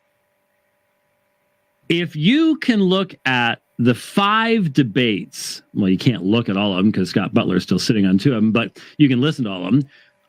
If you can listen to the 5 debates that I've done with Mitch Pacwa, and you can't see the difference between them and the kind of anti-Catholic rhetoric that someone like a Steven Anderson or the NAFBs put out, then you're not listening. There is a serious historical case to be made against Roman Catholicism. These guys don't make it. They can't. That's why Rome does not fear them. That's why Rome uses them. That's why Karl Keating in Catholicism and Fundamentalism could use their lack of knowledge of historical realities as a weapon to convert people to Roman Catholicism. And in fact, that's how Catholic Answers started. You need to understand. Keating was responding to this kind of shallow, ahistorical fundamentalism. And he's a sharp guy. And you can use history and tear this stuff apart. It's easily done. And that's what was so shocking to them when we started debating them back in 1990. Especially the 2 debates, especially the second debate of the two that we did in December, was it 90? December of 90, because we had done August was the first debate in Long Beach. That was the first debate I had ever done at a church in Long Beach. And then at Northwest Community Church in December, and then the next night at City of the Lord in Tempe. I don't even know where that is. I'm not even sure if it exists anymore. I'd have to look it up. It's on Mill Avenue? Okay. And that second debate was where everything started changing for the Roman Catholics in the debate scene, at least in the U.S. Because up to this point in time... So make sure you're just going to put James White on 1.25. So hopefully this will work. If not, I'll just swap it back. They had been running around. They had been debating Calvary Chapel pastors. And Calvary Chapel folks are not church historians either. That's not their thing. And they had owned that field. The second debate that we did, see, the first debate we did was on Sola Scriptura at Long Beach. The second debate was on eternal security or perseverance of the saints. The third debate was on the papacy. And I made a historical presentation pointing to the fact that there is plenty of patristic information that contradicts the claims of the Roman Catholic Church in regards to this subject. That was the first time this group in that period had been hit with a historical argument on the subject. Historical and biblical. I combined them both. And we did that again with Mitch Pacwa on the papacy. We did it again with Jerry Matitix, nearly 7 hours on the papacy from 93. But that changed everything. That changed the whole landscape of the debates with Roman Catholics. And certainly I'm not the only one's done it, and many people have gone far. I mean, there had always been tremendous works on the subject. It's just history had pretty much forgotten them. I mean, they were still stuck in people's libraries someplace. But, Whitaker and Good and what was the Lutheran guy? Anyway, think of it later. But there are just all sorts of collections. Infallibility Church, the first real one of those classic works that I read in response to Cardinal Newman. These books were out of print. They were in libraries, but it's not like they were sitting on your Christian bookshelf at the Christian bookstore. And so that changed. They recognized these Reformed guys who do history are dangerous. They are dangerous to our claims. The fundamentalists, like Anderson, no danger at all. They are not a danger because they cannot make a historical argument because they just don't care to, for this very reason. It's just we're studying Roman Catholicism. No, you're not. No, you're not. I mean, once you buy into this, and I would assume, I'm just assuming, he didn't say, I'm assuming that Anderson does the Trail of Blood stuff and that there's the disciples were Baptists. And that there's always been something that looked like the Faithful Word Baptist Church with a tie and white shirt and proper suit and the appropriate, blessed assurance and things like that being sung all the way back in English, probably in Jerusalem, but that they were hidden away and that there, nobody knew anything about them. And so that everybody that you would study, whether it's Augustine, Ignatius, Tertullian, Cyprian, they're all just a bunch of Roman Catholics, you see. And so they just dismiss all that stuff. And so they have no meaningful historical argument to make. That's not what the Reformers were. And he will separate himself. We're not part of the Reformers. That's just Catholicism light. We're our own separate thing. See, they're not historically, obviously. Anybody who knows history knows that's not the case. But it's almost a sense of delusion along those lines. A lot of delusion. The Orthodox Church and these mainstream Protestant government churches, that's what's going to be emphasized in your so-called church history. The church fathers and the early church from the history books is basically what would become Roman Catholicism and the East Orthodox Church and just a bunch of false doctrine. So why would we want to learn a lot about this broad way that leads to destruction? These billion Catholics today in 2019 on their way to hell, and just all the other hundreds of millions of East Orthodox believers that are on their way to hell with their pagan, idolatrous, apostate Christianity. Why would we want to just sit and read up on that and learn all about that? And then there's this false left-right paradigm between the Catholics and the Protestants because, the Protestants are just Catholicism light. It's not even that different, what they believe. And so, we're not really interested in studying a lot about these false religions. We'd rather study the Bible and base everything that we believe on that. Well, there you go. which of course is what leads to the tremendously incoherent and inconsistent theologies, very surface level theologies, their inability or unwillingness to interact with all the debates that have taken place down through church history. They don't have the language to even engage it because they won't take the time to do so, which is incredibly arrogant on their part, of course, to go, hey, God, Jesus said he's been building his church for almost 2,000 years now, but we don't need to worry about anything anybody else ever said because we've got the Bible and that's all we need. Well, it is the only infallible rule of faith and morals for the church. There is no question about that. But do you really think that you're so much smarter than every generation that's come before you that you can't learn anything from them? When Paul told Timothy to entrust what he had heard from Paul to faithful men, you don't think there's a wisdom in this? You have to invent the wheel all over again every generation, huh?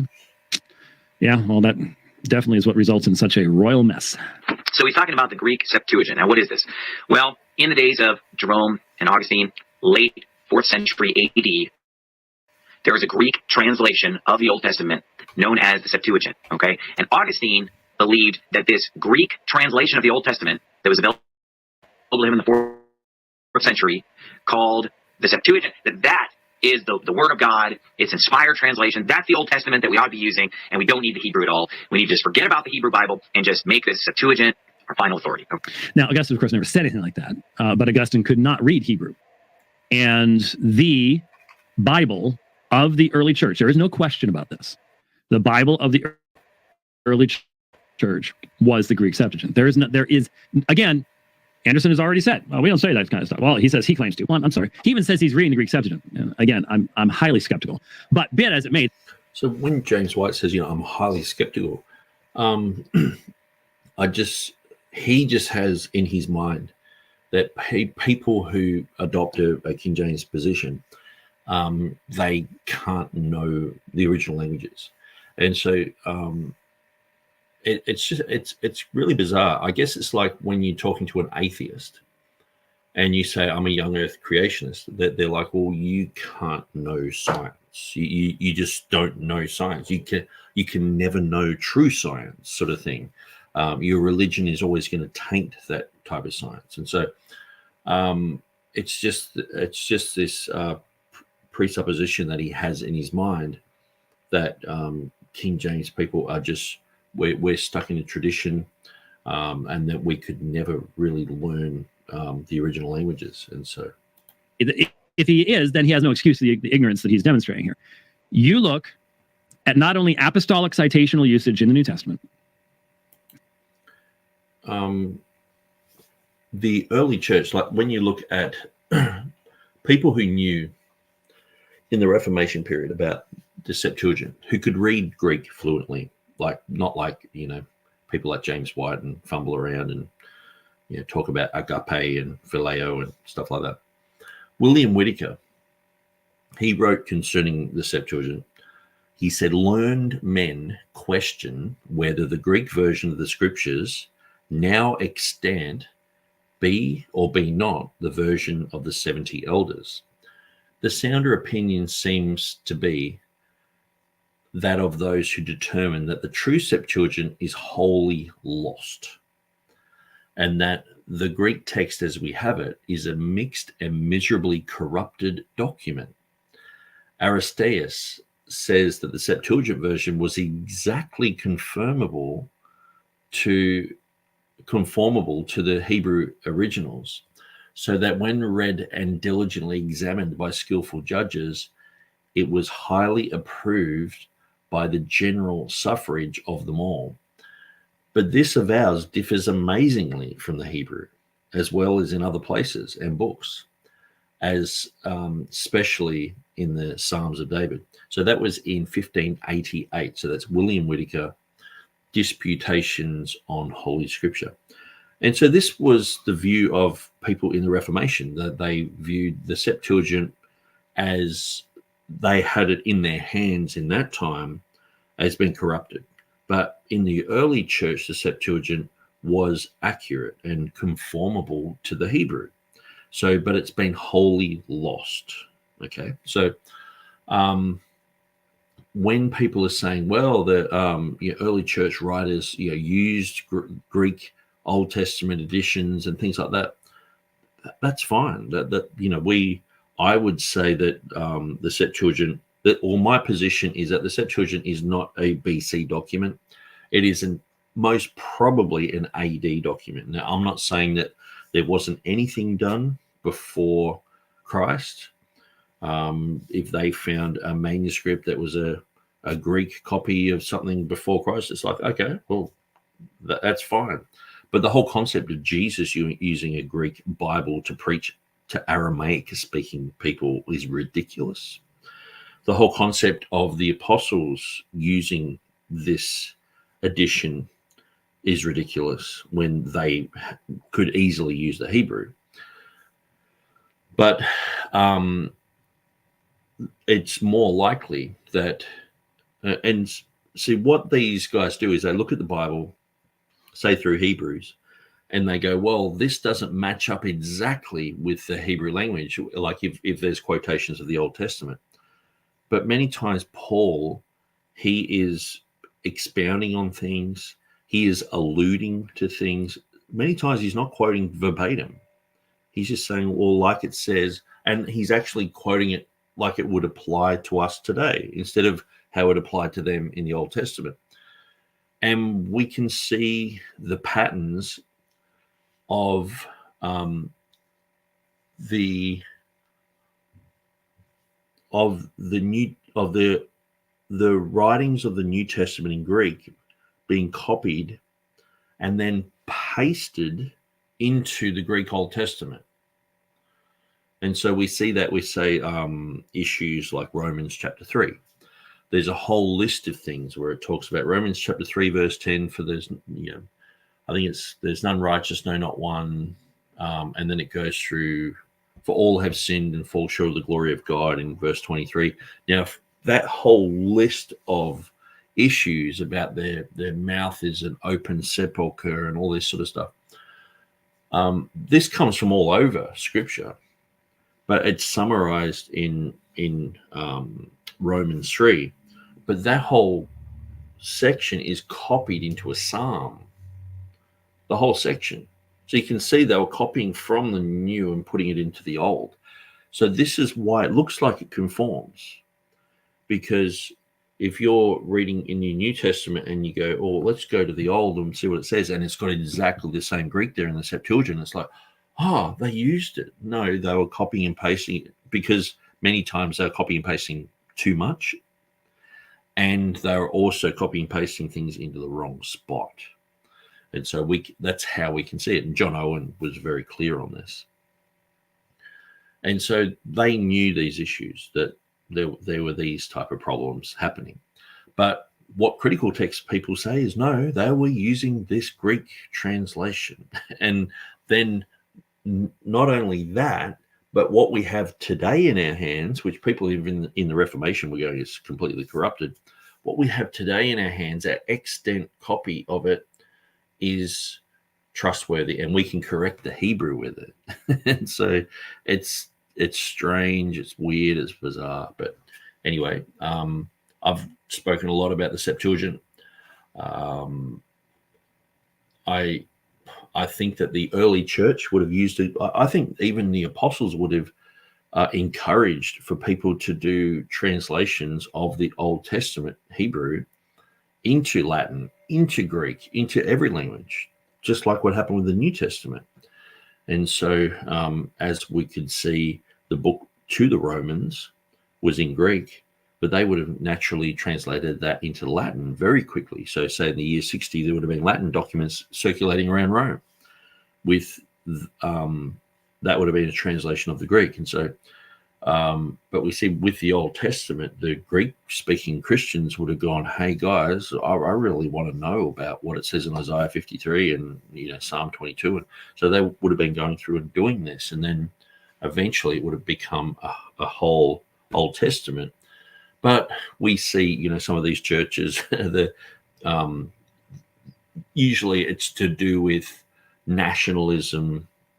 The Latin-speaking church, oh, well, it's only the Latin manuscripts, or the Greek-speaking church, it's only the Greek, documents. And And so then it's like, oh, our one's inspired. The Ethiopic church is like, well, it's only the Ethiopic, that's the best one and all the rest of it. So we see this type of rubbish. But at the end of the day, these people most probably would have done a translation of the Hebrew into the Greek because it was a practical thing, because the Greek Christians would have been wanting to know what the Old Testament said. And so that could have happened in the era of the apostles. And so, but as Whitaker says, he says, Aristeas says that the Septuagint version was exactly conformable to the Hebrew originals. So obviously what they had in 1588 was not. It was corrupted. And so we see it's corrupted today still. And Anderson mentions a little bit of this. But you look at the early fathers and you ask yourself a question. What scriptural platform are they utilizing? And when it is at all identifiable, it is almost uniformly the Greek Septuagint. I mean, that reflects the reality of Alexander's having spread Koine Greek all around the world. It was still the lingua franca. And so if you wanted to communicate over long distances, there was one way to do so, in writing, and hope that the person at the other end would know what you were saying. That was in Koine Greek. And so the translation of the scriptures, which at the time of the apostles did not include the New Testament, obviously, because it hadn't been written yet, or was in the process of being written during the apostolic period. That's not around yet. So we're talking about the Greek Septuagint. Secondly, there is absolutely no question amongst any serious scholar, that the Greek Septuagint predates the New Testament. This includes all of the King James translators. Read the introduction to the readers by the translators. They don't call it the Septuagint when they're talking about specifically talk about the Greek version. The 70, they even make reference to the 70, as I recall. I looked it up just last night, was reading what they had to say about it. And though they criticize it for having errors, very plainly, they did not view it in the way that Stephen Anderson does. Well, Miles Smith, he wrote it in the preface. He mentioned the LXX. Now, Smith's main objective is to defend the right to translate, okay, not to the support of an ancient version. So Smith admits that it is historically possible that the Hebrew may have been translated into Greek before Christ, but did not know for certain. So Smith uses the LXX for an example of a translation to justify the KJV being translated, but in context questions the validity of the stories behind the LXX and also Jerome. So he says here, neither did we run over the work with that posting haste that the Septuagint did. And then it says, if that be true, which is reported of them. He doesn't say it is true. He says, if it's true, what's reported of them. And then it says that they finished it in 72 days. And then it says, neither were we barred or hindered from going over it again, having once done it, like St. Jerome, if that be true, which himself reporteth. And so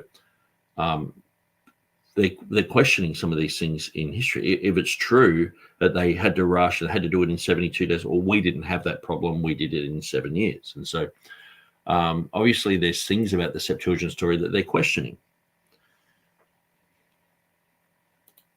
Anderson calls it a corrupt 4th century manuscript. That's not what it was. Well, most people that I know who know anything about the Septuagint and understand that it is most probably not a BC document, say that the modern Septuagint that we have in our hand today is the 5th column of Origen's Hexapla. But it plainly is the source of the majority of New Testament citations from the Old Testament. No. And if you don't understand how they were retro translated from the new into the old, like John Owen mentions very clearly. So if you don't know about that, it's like, well, you need schooling, James, and you need to basically, because what he will do, if just say James White did a program just on what I just said then, he will go, oh, Nick Sayers, and find out some dirt about me and just go, blah, blah, blah. Do you realize he did this, he did that, blah, blah, blah. And then, poison the well and then say, oh, he thinks this about the Septuagint. Instead of going, okay, well, John Owen said this about the Septuagint and look into it, because that's just who James White is. He just will attack the person. That's just what he does. That's what he did all the way through the Revelation 16:5 thing that I brought up. It would attack the person to the point where, friends and family of mine would just go, who is this James White guy? How come he's saying all this stuff about you? That's untrue. And I'm like, welcome to American apologetics, guys. This is one of the main apologists in the United States. He's just a liar and a slanderer, and he's seen as like a hero. And it's like, it's not until you're on the other side of him that you realize he is just a complete liar. That's the reality. That's the fact. You can't get away from it. It's just how it is. And there you go. On the other side of this argument is Jerome, who believed that we should go back to the original language. He says, well, no, we need to actually go back to the original Hebrew. And, if we're going to translate into Latin, we need to translate from... And by the way, Jerome likewise did not hold Anderson's view on this topic either. The Hebrew, because the Old Testament was written in Hebrew. It was not written in Greek. So we need to go back to the original Hebrew text and translate that into Latin and cut out this middleman of the Septuagint. Now, not only that, the so-called Septuagint, this 4th century Greek Bible that they had there, is something that is so corrupt. I mean, it is filled with so much error. It's hard to believe that anybody takes it seriously. Okay. Including, evidently, the King James translators who did take it seriously. I've got a copy of it right here, the Septuagint with Apocrypha. And I haven't read the whole thing. I'm working on reading it. And let me tell you something. It has a lot of problems. First of all, this so-called Septuagint, it tampers with the numbers in the genealogy leading up to the flood in the days of Noah. And the numbers are so ridiculous that it literally has people like outliving the floods. So people are like living beyond the flood, but they weren't on the ark with Noah. But I guess they just treaded water all that time and they just continue to live on. So the numbers don't even add up. They don't even make sense. Okay. Which is why modern Bible versions don't use those numbers, because those numbers are ridiculous. And in the Old Testament, there are a number of places where the Hebrew numbers do not add up either. The reason for this? Because modern day people can't translate properly. Hebrews did not have a numerical system. They used letters. And the problem is when you use letters in your alphabet, they end up looking like words. And very frequently, they can end up being transmitted incorrectly over time. There are many number issues in both the Hebrew and the Greek. And there are some places where the Greek seems to have the best possibility of having communicated the number issue rather than the Hebrew, and vice versa. They are two streams of the transmission of literally the most ancient text, a body of literature that has been in use for the longest period of time amongst mankind. I mean, there may be, some people might identify some Babylonian things as being older than Moses, but as far as being in continuous usage and reading, there's nothing that I know of that can come close to the antiquity of the oldest portions of the Old Testament. And so the very fact that what we're arguing about is numbers in the handwritten transmission of documents that are certainly amongst the oldest known to mankind says a lot about how good the text actually is. But the point is, once again, as is so often the case with King James only, they cannot have equal measure. They cannot fairly analyze arguments on two sides of an issue. So in this case, we're going to have one standard for the Greek Septuagint, a completely different standard for, which Hebrew text? Because there's more than one. Oh, yes, there's the Masoretic stream, but there are differences within the Masoretic stream. Qumran indicated that. Is it generally unified? There is a clearly identifiable stream. No question about that. That comes from Qumran. But there are other streams too. That's where the problem lies. So we've got all these Hebrew Bibles now. We got all these Hebrew Bibles everywhere. We got which one? It's just this mysterious type of thing. It's like, well, we better ring up James White and find out which one, because we don't want to just be memorizing, the Old Testament somewhere and go, oh, hang on, that word isn't in there, So we just got to trust the scholars on this, And at the end of the day, why doesn't he talk about John Owen and his rejection of the Septuagint? It does all kinds of other crazy things. It removes just multitudes of verses from the book of Job. It takes out like half of the David and Goliath story. Like half the chapter is gone, okay? It has all kinds of nonsense and garbage in it. Tons of omissions. It does not match the Hebrew at all. It's completely different, folks. It's not like, oh, this is a translation of the Hebrew. But no, it's dramatically different, okay? Way different. Now, once again, you're not talking to someone who is overly concerned about accuracy in language. And so he exaggerates everything. And again, so this is the sort of argument that Mark Ward makes. It's like when you say, well, the Westcott and Hort text is completely different to the Textus Receptus.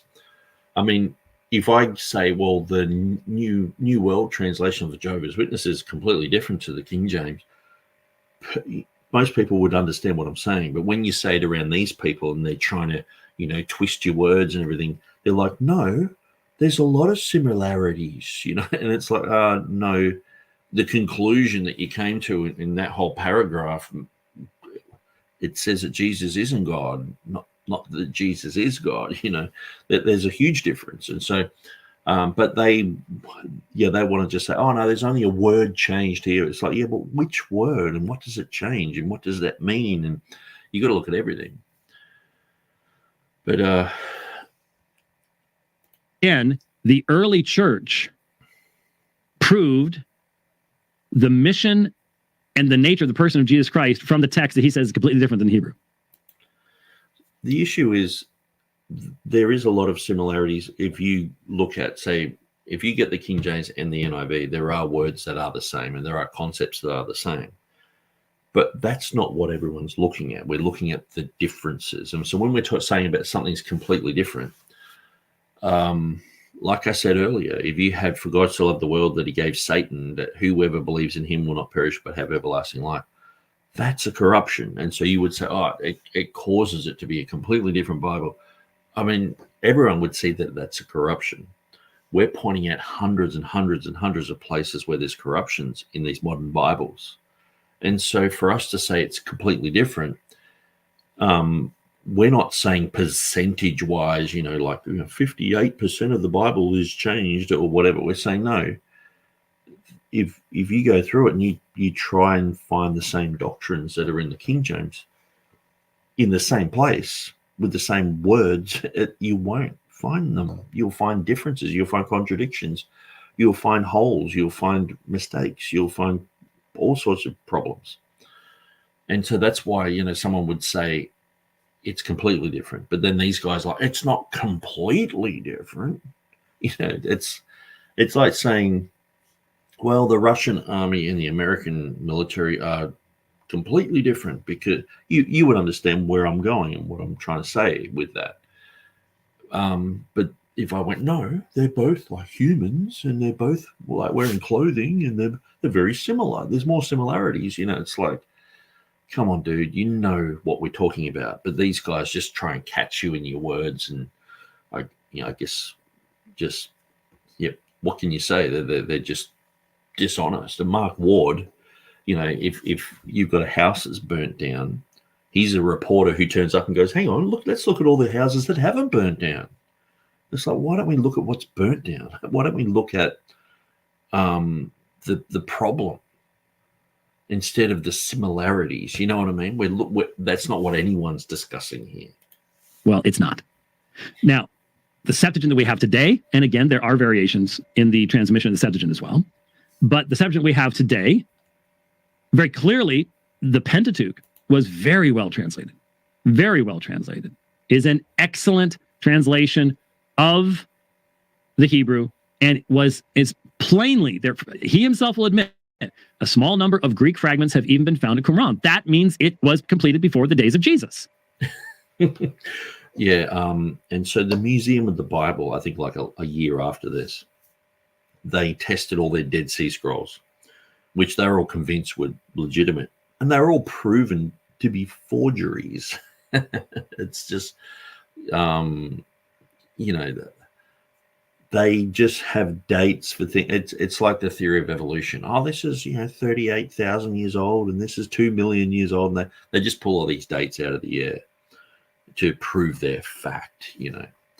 But at the end of the day, half the time, people are guesstimating with a lot of these things. And the Museum of the Bible, you think they'd be wise enough to get things tested before they bought things. All of the Dead Sea Scrolls in the Museum of the Bible were proven to be forgeries, modern day forgeries. And so that's the scientific analysis. That's true science. But, Septuagint manuscripts were found there. It's like, okay, well, have you ever heard of scientific testing? I think we should scientifically test everything. There's no question about it. He goes into, well, there's just so little, it doesn't matter. It's irrelevant. Shows no knowledge whatsoever of how ancient documents transmit. Zero. The man knows nothing about this, doesn't care anything about this. We know that the Septuagint pre-existed the days of Christ. That's not even an argument. Are there better and worse sections of Septuagint accuracy-wise? Of course. I've pointed out that there's major differences in Jeremiah, and there's a reason for that. Jeremiah himself gives the reason for that. But these are historical realities. They cannot be dismissed by, well, it's just completely different. So James White is basically trying to use this as an illustration and saying, well, it's just like these King James only people. It's just that they don't want to change.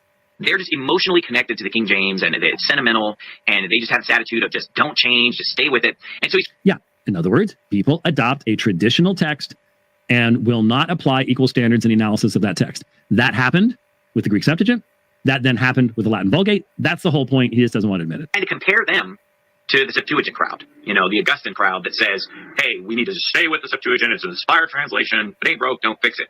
But that is a totally unfair comparison because the Septuagint says something completely different from what the original Hebrew says. Now, most people at the time didn't know that because, as James White points out in this chapter, most Christians at that time did not speak Hebrew and had a hard time with getting the resources to learn Hebrew. And so that's what I pointed out. I pointed out there was a sad disjunction between the synagogue and the church, and a horrific attitude that developed between the two that led to an unfortunate ignorance of the Hebrew Old Testament and the Old Testament as a whole, especially with Origen's allegorical interpretation, the things that came from that. No clue that their Greek Septuagint Old Testament was so messed up in the 4th century that that they didn't know how bad it was or unreliable. So to compare that to King James onlyism is ridiculous because we've got the King James, but then we've got this right here. We got a Greek New Testament, and we got Hebrew Old Testament, and so all we have to do is just compare these things and look at them, and we can see that the King James matches up with the original language and says the exact same thing. And what happens when it doesn't? What happens, like I said in Acts 5? What happens when you have translation issues? Which one becomes the standard? I would argue that functionally, I could not possibly see how Stephen Anderson could ever correct a King James reading anywhere, no matter what the underlying language said. But the thing is, why would you if it's correct? If they got the works of Shakespeare and translated them into French, and they were perfectly translated, why would you have to fix it? And it's not broken. It's perfectly done. Why would you see, just because modern day translators, like the New King James translators, 130 of them, because they translate so poorly, we project that onto the King James translators and say, well, they must have done a bad job as well. We look at the NIV and the ESV and we go, oh, there's mistakes, and oh, they didn't know how to translate this word, and we just look at them and they're not really the type of scholarship that the King James translators were. And but James White projects that onto the King James translators, when clearly they were far more superior in their linguistic abilities than modern day translators are. And you can get things translated properly. And the King James was just translated properly. The way that they translated it, there were 6 committees, just say there was 10 in each, just so we can do the math. All 10 of them went to do their own edition, then of whatever they were told to do. So it was the Gospels and the Book of Revelation or something like that. They were to all 10 of them do their own edition. Then they were to all evaluate each 10 of those, and all 10 of those people would evaluate them and come up with one principal edition of that. And that was then sent off to the other 5 companies, so the other 50 translators. They were all to read that and then send back that translation with notes of, any place of difficulty or where things should be fixed or whatever. And this was the type of cross-referencing system that they did. So James White doesn't know anything about this. He often just says, well, you realize that Oxford and Cambridge were like in different parts of England, and they didn't have the telephone back then, and they didn't have, I mean, even if you look at like 100 years before, Aldus Manutius, when he did one of his first books in 1502, that same year in Cambridge, people have Aldus Manutius's books from 1502 with written on it 1502. So it's the same year, because Venice, they were just pumping out books everywhere, all around the world. So they make out that, like, you've got to cross over the whole continent of Africa to get from Oxford to Cambridge, this sort of thing. It's ridiculous. But this is what James White says, and a lot of these guys say this type of rubbish. They're all in separate groups. And so it's just, what they do is they just have layer upon layer upon layer of misinformation just to get you to think, well, they didn't know what they were doing, So the companies, instead of having, we got 60 people, 3 separate places, that instead of being a good thing is a bad thing, because they're in separate places, they would have just not communicated with each other. And it's like, no, they were communicating all the time. It's not that far. And so it's just it's almost like they've gotten every detail and they've just gone through and said, how can we just make this sound bad? And so you can document specific mistranslations where the King James missed it. Now, anybody can defend any. There are no mistranslations, James. You've been proven wrong again and again and again. Thing. I mean, look at the Textus Receptus guy and his lifelong tilting at windmills to defend Revelation 16:5. I mean, so he's talking about me there. My lifelong, I'm tilting at windmills. My lifelong goal to defend Revelation 16:5. He's using that as an example, a bad example. So he can write a book about the King James. He can write a book about Calvinism or whatever, but I can't write a book about Revelation 16:5. That's a lifelong project, blah, blah, blah. But what's amazing, he said this like about 50 times, just slandering me like, this guy's obsessed, this guy's desperate, this guy, But then TurretinFan did like 20 videos about my book, 20. So if I've gone to the point where I've written a book, and, James White knows about it, obviously, and I'm obsessed and all the rest of it, well, why is James White's friend TurretinFan then critiquing what I've said and doing 20 videos? If I'm wasting my time and I'm just, get a life sort of thing, well, wouldn't you think that someone evaluating what I've wasted all my life on, that they're doubly wasting their life? Why don't they get their own life and their own problems to focus on? And, it's just James White is just slandering, poisoning the well. What a life. Anybody can defend anything. Yeah, what a life. Like it's the only thing I've ever focused on, But the reality is that the King James translators did not claim infallibility.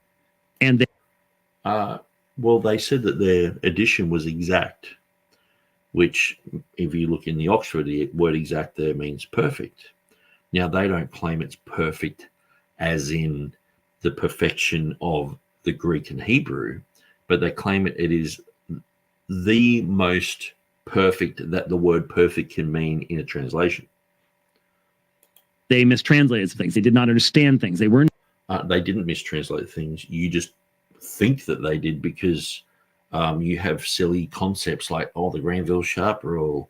And you have silly concepts like, Acts chapter 5, verse 30, that it has to be in a chronological sequence, that they killed Jesus and then they put him on a tree. That's just ridiculous. Not perfect. And so which one takes precedent? The English translation or the underlying Greek or Hebrew? Well, the English translation, 99.99% of the time they went with Beezer. So there's only like 0.01% of the time, between 0.01 and 0.02% of the time, did they amend the Greek to go with their own reading. So about 20 translatable places, which is very, very small. Functionally, I cannot possibly see how Anderson can avoid making the Hebrew or the English the final authority. So we've got an English King.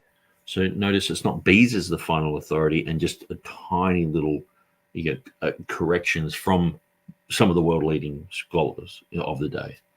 It's an English thing, It's just all English, because that's what they want to do. They want to just keep going King James only, and just have this type of banner over everyone as a scarecrow term. And so King James that says the same exact thing as a Greek New Testament that I can pull off the shelf and read and look at, and there it is, folks. It says the same thing. Okay. Yeah, and if that's the TR, as we said last time, that's because it's based on the King James. Well, you can get Beezer's, and it will say the same thing, except in 20 places. And so, why doesn't James White bring that up? Because he probably doesn't know, because he's just created this story. The Scrivener text is a full back translation, like Scrivener got the King James and started going, Matthew, the book of the generation of Jesus, Vivlos Ganessia, and just started writing it all out in Greek, just copying it straight from the English. No, he got Beezer's text and he amended it in 20 places. But then he also went through and did another 170 changes, which aren't really translatable. They're phonetic, most of them. The vast majority of them are some of them are actually mistakes. But the King James is backed up by Beezer. But James White wants to make out it's just a back translation from an English, blah, blah, blah, just to muddy the waters. It's the Greek rendering of the King James. So see, not that it's Beezer's text with the 0.01 difference. So it's 99.99% Beezer. Yeah, it should say the same thing because it came from the King James, which is really not much of an argument, is it? No. 4th century Septuagint. And you say, well, why do you keep saying 4th century? The Septuagint was translated, BC, before Christ. Here's why. Because there are no copies of the Septuagint from before Christ. And until Qumran, the oldest Hebrew manuscripts we had were for 900 years after Christ. And this means absolutely nothing. This is empty air, pure verbiage that's simply meant to promote a perspective that has no scholarly foundation to it whatsoever. Once again, unequal scales, circular reasoning. It's the essence of King James only. Well, what's interesting is Jeff Riddle's group and Christian McShaffrey's group this year, they're doing a whole conference on the Septuagint, which is very interesting. And so I think they're just going to nail all these issues. And basically, you talk to any one of these guys, they run rings around what James White's saying. The copies of the Septuagint that they're actually using are corrupted manuscripts from the 4th century AD and later. Okay. So just like there are all kinds of corrupted New Testament manuscripts from the 4th century and beyond, Sinaiticus, Vaticanus, Alexandrinus, etc. Okay. So this so-called Septuagint, this 4th century corrupt Greek text that is just ridiculously different from the Hebrew Old Testament. They're using it in the NIV. They're using it in the New American Standard. They're using it in the ESV. So they're using the same translation that the apostles cited from. And that's terrible. No, if you have that story, so, it's like, oh, well, the apostles used it because it's the same. without understanding that they've copied and pasted it from the New Testament into the Old. But so that just trumps everything. This get out of jail free card. Horrible. Yeah, that little part won't end up in his presentation. So that the Septuagint is legit because of the Dead Sea Scrolls. They found BC manuscripts of the Septuagint. Folks, that is not true. Go on Wikipedia and look at the list of all of the Dead Sea Scrolls. You can go on there and it lists all the scrolls. Off the top of my head, I think there are 939 of them. Okay, that were found in Qumran in the 20th century. And here's what you'll find: the so-called Septuagint that they found in the Dead Sea Scrolls contains fragments from Leviticus, Numbers, and Deuteronomy. That's it. Which means that it existed before the days of Jesus. It doesn't. It doesn't mean, like, there's no way that they can go, okay, well, that's 50 years before Jesus, 100 years before Jesus, or 50 years after Jesus, or 100 years after. It's like these things that they are guesstimating. And so I'm not saying that it's right or wrong, but he's adamantly saying, no, this is beforehand. Now, all you have to do is just go to YouTube.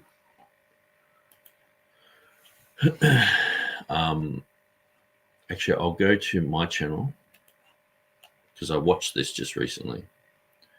I'm pretty sure I can look at videos that I've watched.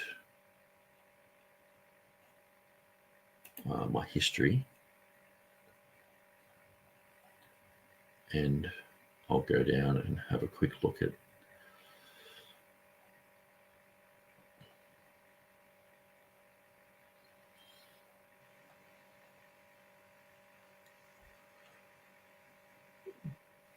would be 1 second.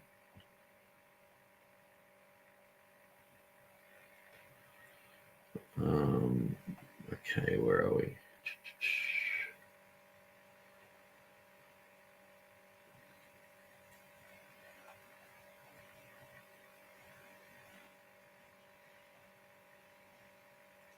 Maybe I watched it on Facebook. That can be a problem. I think I did. Because it was just yesterday. So it should be there in my history. But it's not there. So anyway, I've gone back to Friday. So yeah, it's definitely not there.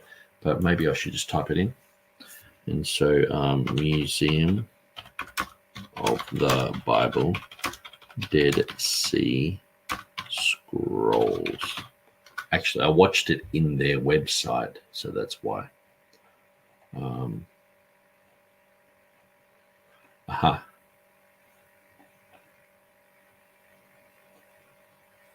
Dead Sea Scrolls at the Museum of the Bible are all forgeries.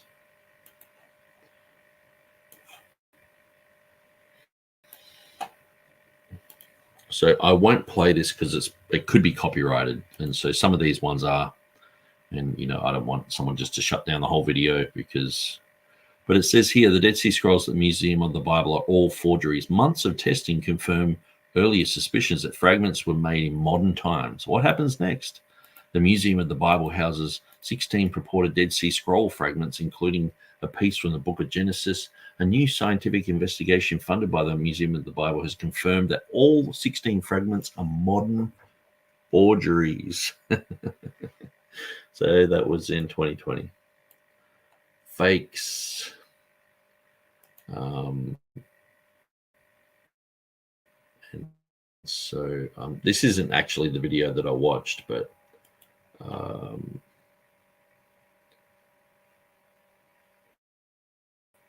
yeah, anyway, I'll shut that down and we'll just continue because we're nearly done. That's all it means. And that's what it means to anybody who takes history seriously, has any knowledge whatsoever of the study of antiquities, ancient manuscripts, anything like that at all. That's what it means. But that's James was like any knowledge like a teenager. That's not what it means in the NIFB, I guess. Greek New Testament, obviously a little Aramaic sprinkled in the Old Testament. So anyway, he's trying to use this as like, well, people just don't like to change. They were hung up on that Septuagint. Yeah, but they were wrong. That's the difference. And they were demonstrably wrong because no one would ever try to claim that the Septuagint and the Hebrew Old Testament both say the same thing. They're not even close. Okay. No, they are very, very close, actually. And in fact, with a few exceptions, it's useful if you have the Septuagint on your phone, if you're learning Greek, to read along when the Old Testament's being read. Now, the problem is the chapter, like the Psalter, frequently chapter divisions are messed up. And unless your electronic program corrects that for you, sometimes it can be hard to find. But will you find differences? Yes, you will. But will you be able to read along? I've done it a million times. And if he, as he claims, is reading the Septuagint, he would well know that. So Jerome's Latin translation eventually became known as the Vulgate. But that's deceptive, though, because here's the thing. What's known as the so-called Vulgate, like, if I were to just buy the Vulgate, okay, this is not exactly what Jerome translated. No, and he seemed to miss again, did he miss the point, or is he just being obscure, or what? I don't know. I told the story, and in fact, he reads the story of Lorenzo Valla discovering through the comparison with Jerome's commentaries the changes that had taken place in the Vulgate and stuff like that. But he's missing my point. My point in the chapter was that traditional texts will be defended, and they will be defended by utilizing different standards than you apply to anything that's come along since then. So this happened with the Septuagint and the Vulgate. This happened with the Vulgate when Erasmus challenged its preeminence with his Novum Instrumentum in 1516. And it has happened with King James only advocates who make the King James translation the standard, and when a new translation comes along, then they use different standards to analyze the one than the other.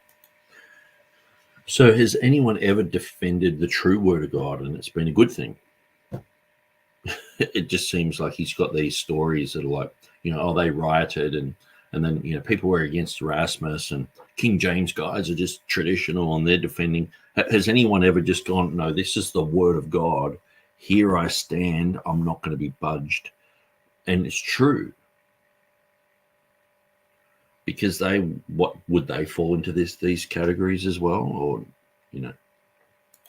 That was my point. And the fact that he has to keep avoiding it sort of makes my point for me. Since he was unwilling to wait for papal approval, he took a big risk and dedicated. Now, check this out. He's reading from my book. And I'm talking about how was it, given that Cardinal Jimenez's Complutensian Polyglot was already published, was already printed, waiting papal approval. Why would it matter if Erasmus rushes his to print? Because he's got to wait for papal approval too, right? A lot of people ask that question. So he's reading from my book. Since he was unwilling to wait for papal approval, he took a big risk and dedicated his work to Pope Leo X, the same man who excommunicated Martin Luther, hoping that the dedication would deflect any reprisals for rushing his work to press. The gamble worked, and Erasmus had the first published Greek text on the market. Not going to say anything about that, Pastor Anderson? The fact that the very first edition of Erasmus, the very first edition of what becomes the TR, was dedicated to the Pope who excommunicated. Well, every work had to be dedicated to the Pope. They're under the umbrella of Rome, and so they that's what they had to do in those days. Communicated Martin Luther for believing in justification by faith. Not going to. Martin Luther dedicates his works to the Pope as well. Say anything about that, because I can guarantee you, if the shoe was on the other foot, you'd preach 47 sermons about it. But no, doesn't fit the narrative. Doesn't fit the narrative. We won't talk about it. This is not relevant, okay? Because Erasmus's first edition was immediately followed by a second edition, fixing the error. Yeah, he was in a hurry. I don't blame him for wanting to get it out the door. When everybody's in the dark, and when the Catholic Church has their corrupt Bible. That's not Erasmus's view. That wasn't Erasmus's view. No, he believed that the people had a corrupt Latin Bible. That's why he did his work. Erasmus wasn't saying, the Roman Catholic Church. He was a Roman Catholic, Pastor Anderson. He was a Roman Catholic priest. He believed in... Yeah, but he believed that within Christendom that they had a corrupt Bible. So that what Anderson said there was that the Roman Catholic Church had a corrupt Bible. And so he's trying to fix it. He didn't say that he's trying to give it to the Protestants or anything like that.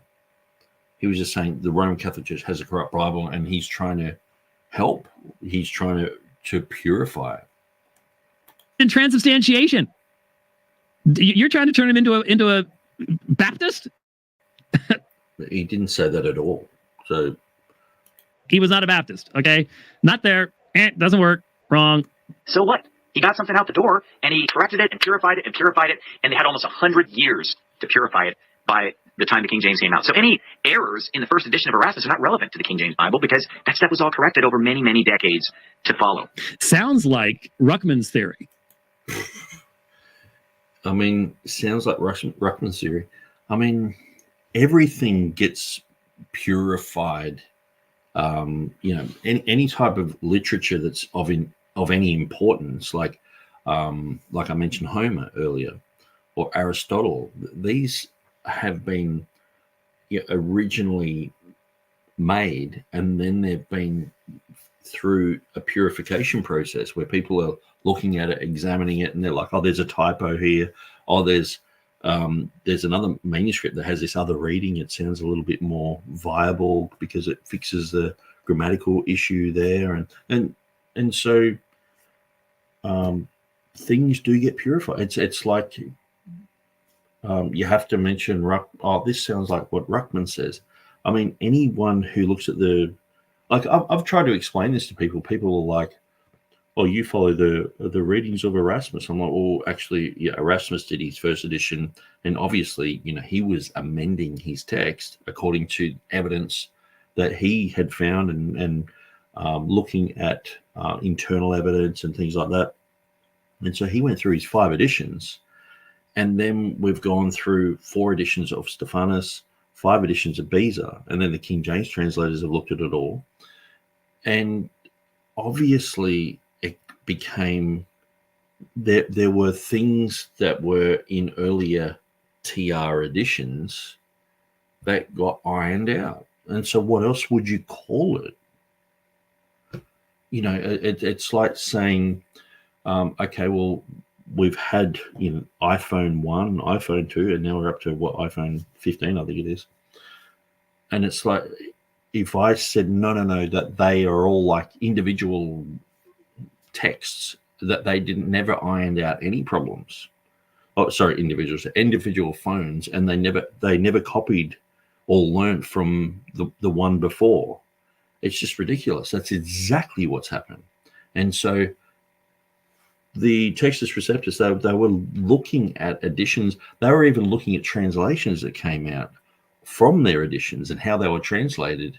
And you could see where say, Luke 2:22, they understood correct doctrine from the Old Testament. And so the internal evidence there was screaming out. And so Theodore Beza worked on that, and he put in the Auf Dies reading, was it?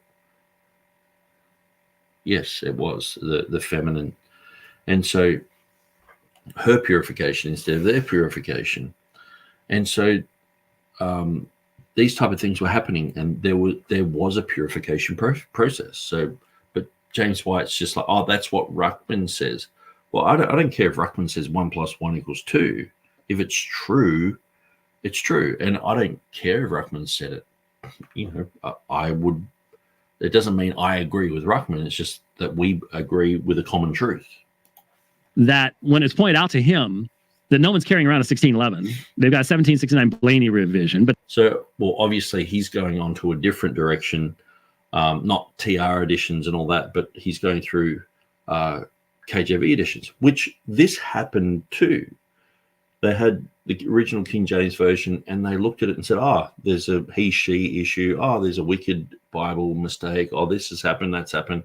And there were problems with printing all the way through time, which with a book with so many words in it, and the type of typesetting they were using was, this German backwards font and all the rest of it. They purified it to the point where the Cambridge Pure Edition, the 1900, is the one that most people go, yeah, well, that's where a lot of these issues are ironed out. But then there's the Oxford edition, there's a Cambridge edition, and so Ruckman came up with the idea that the finally purified text was the Oxford Schofield Reference Edition, or so what's wrong with getting rid of spelling errors and print errors and stuff like that? So no one worked on the text to try and purify it. Even Scrivener did this in he tried to do it in his Cambridge edition, but he was going too far and saying strain out and that instead of strain add and that, and he was changing things. But he was trying to do that too. So what's the problem, James? Like, or something, that there had been this purification process. So now you've got the purification process of Erasmus and then Stephanus and Beza. So you got all these Calvinists that God is using to purify the biblical text, because both Stephanus and Beza were Calvinists.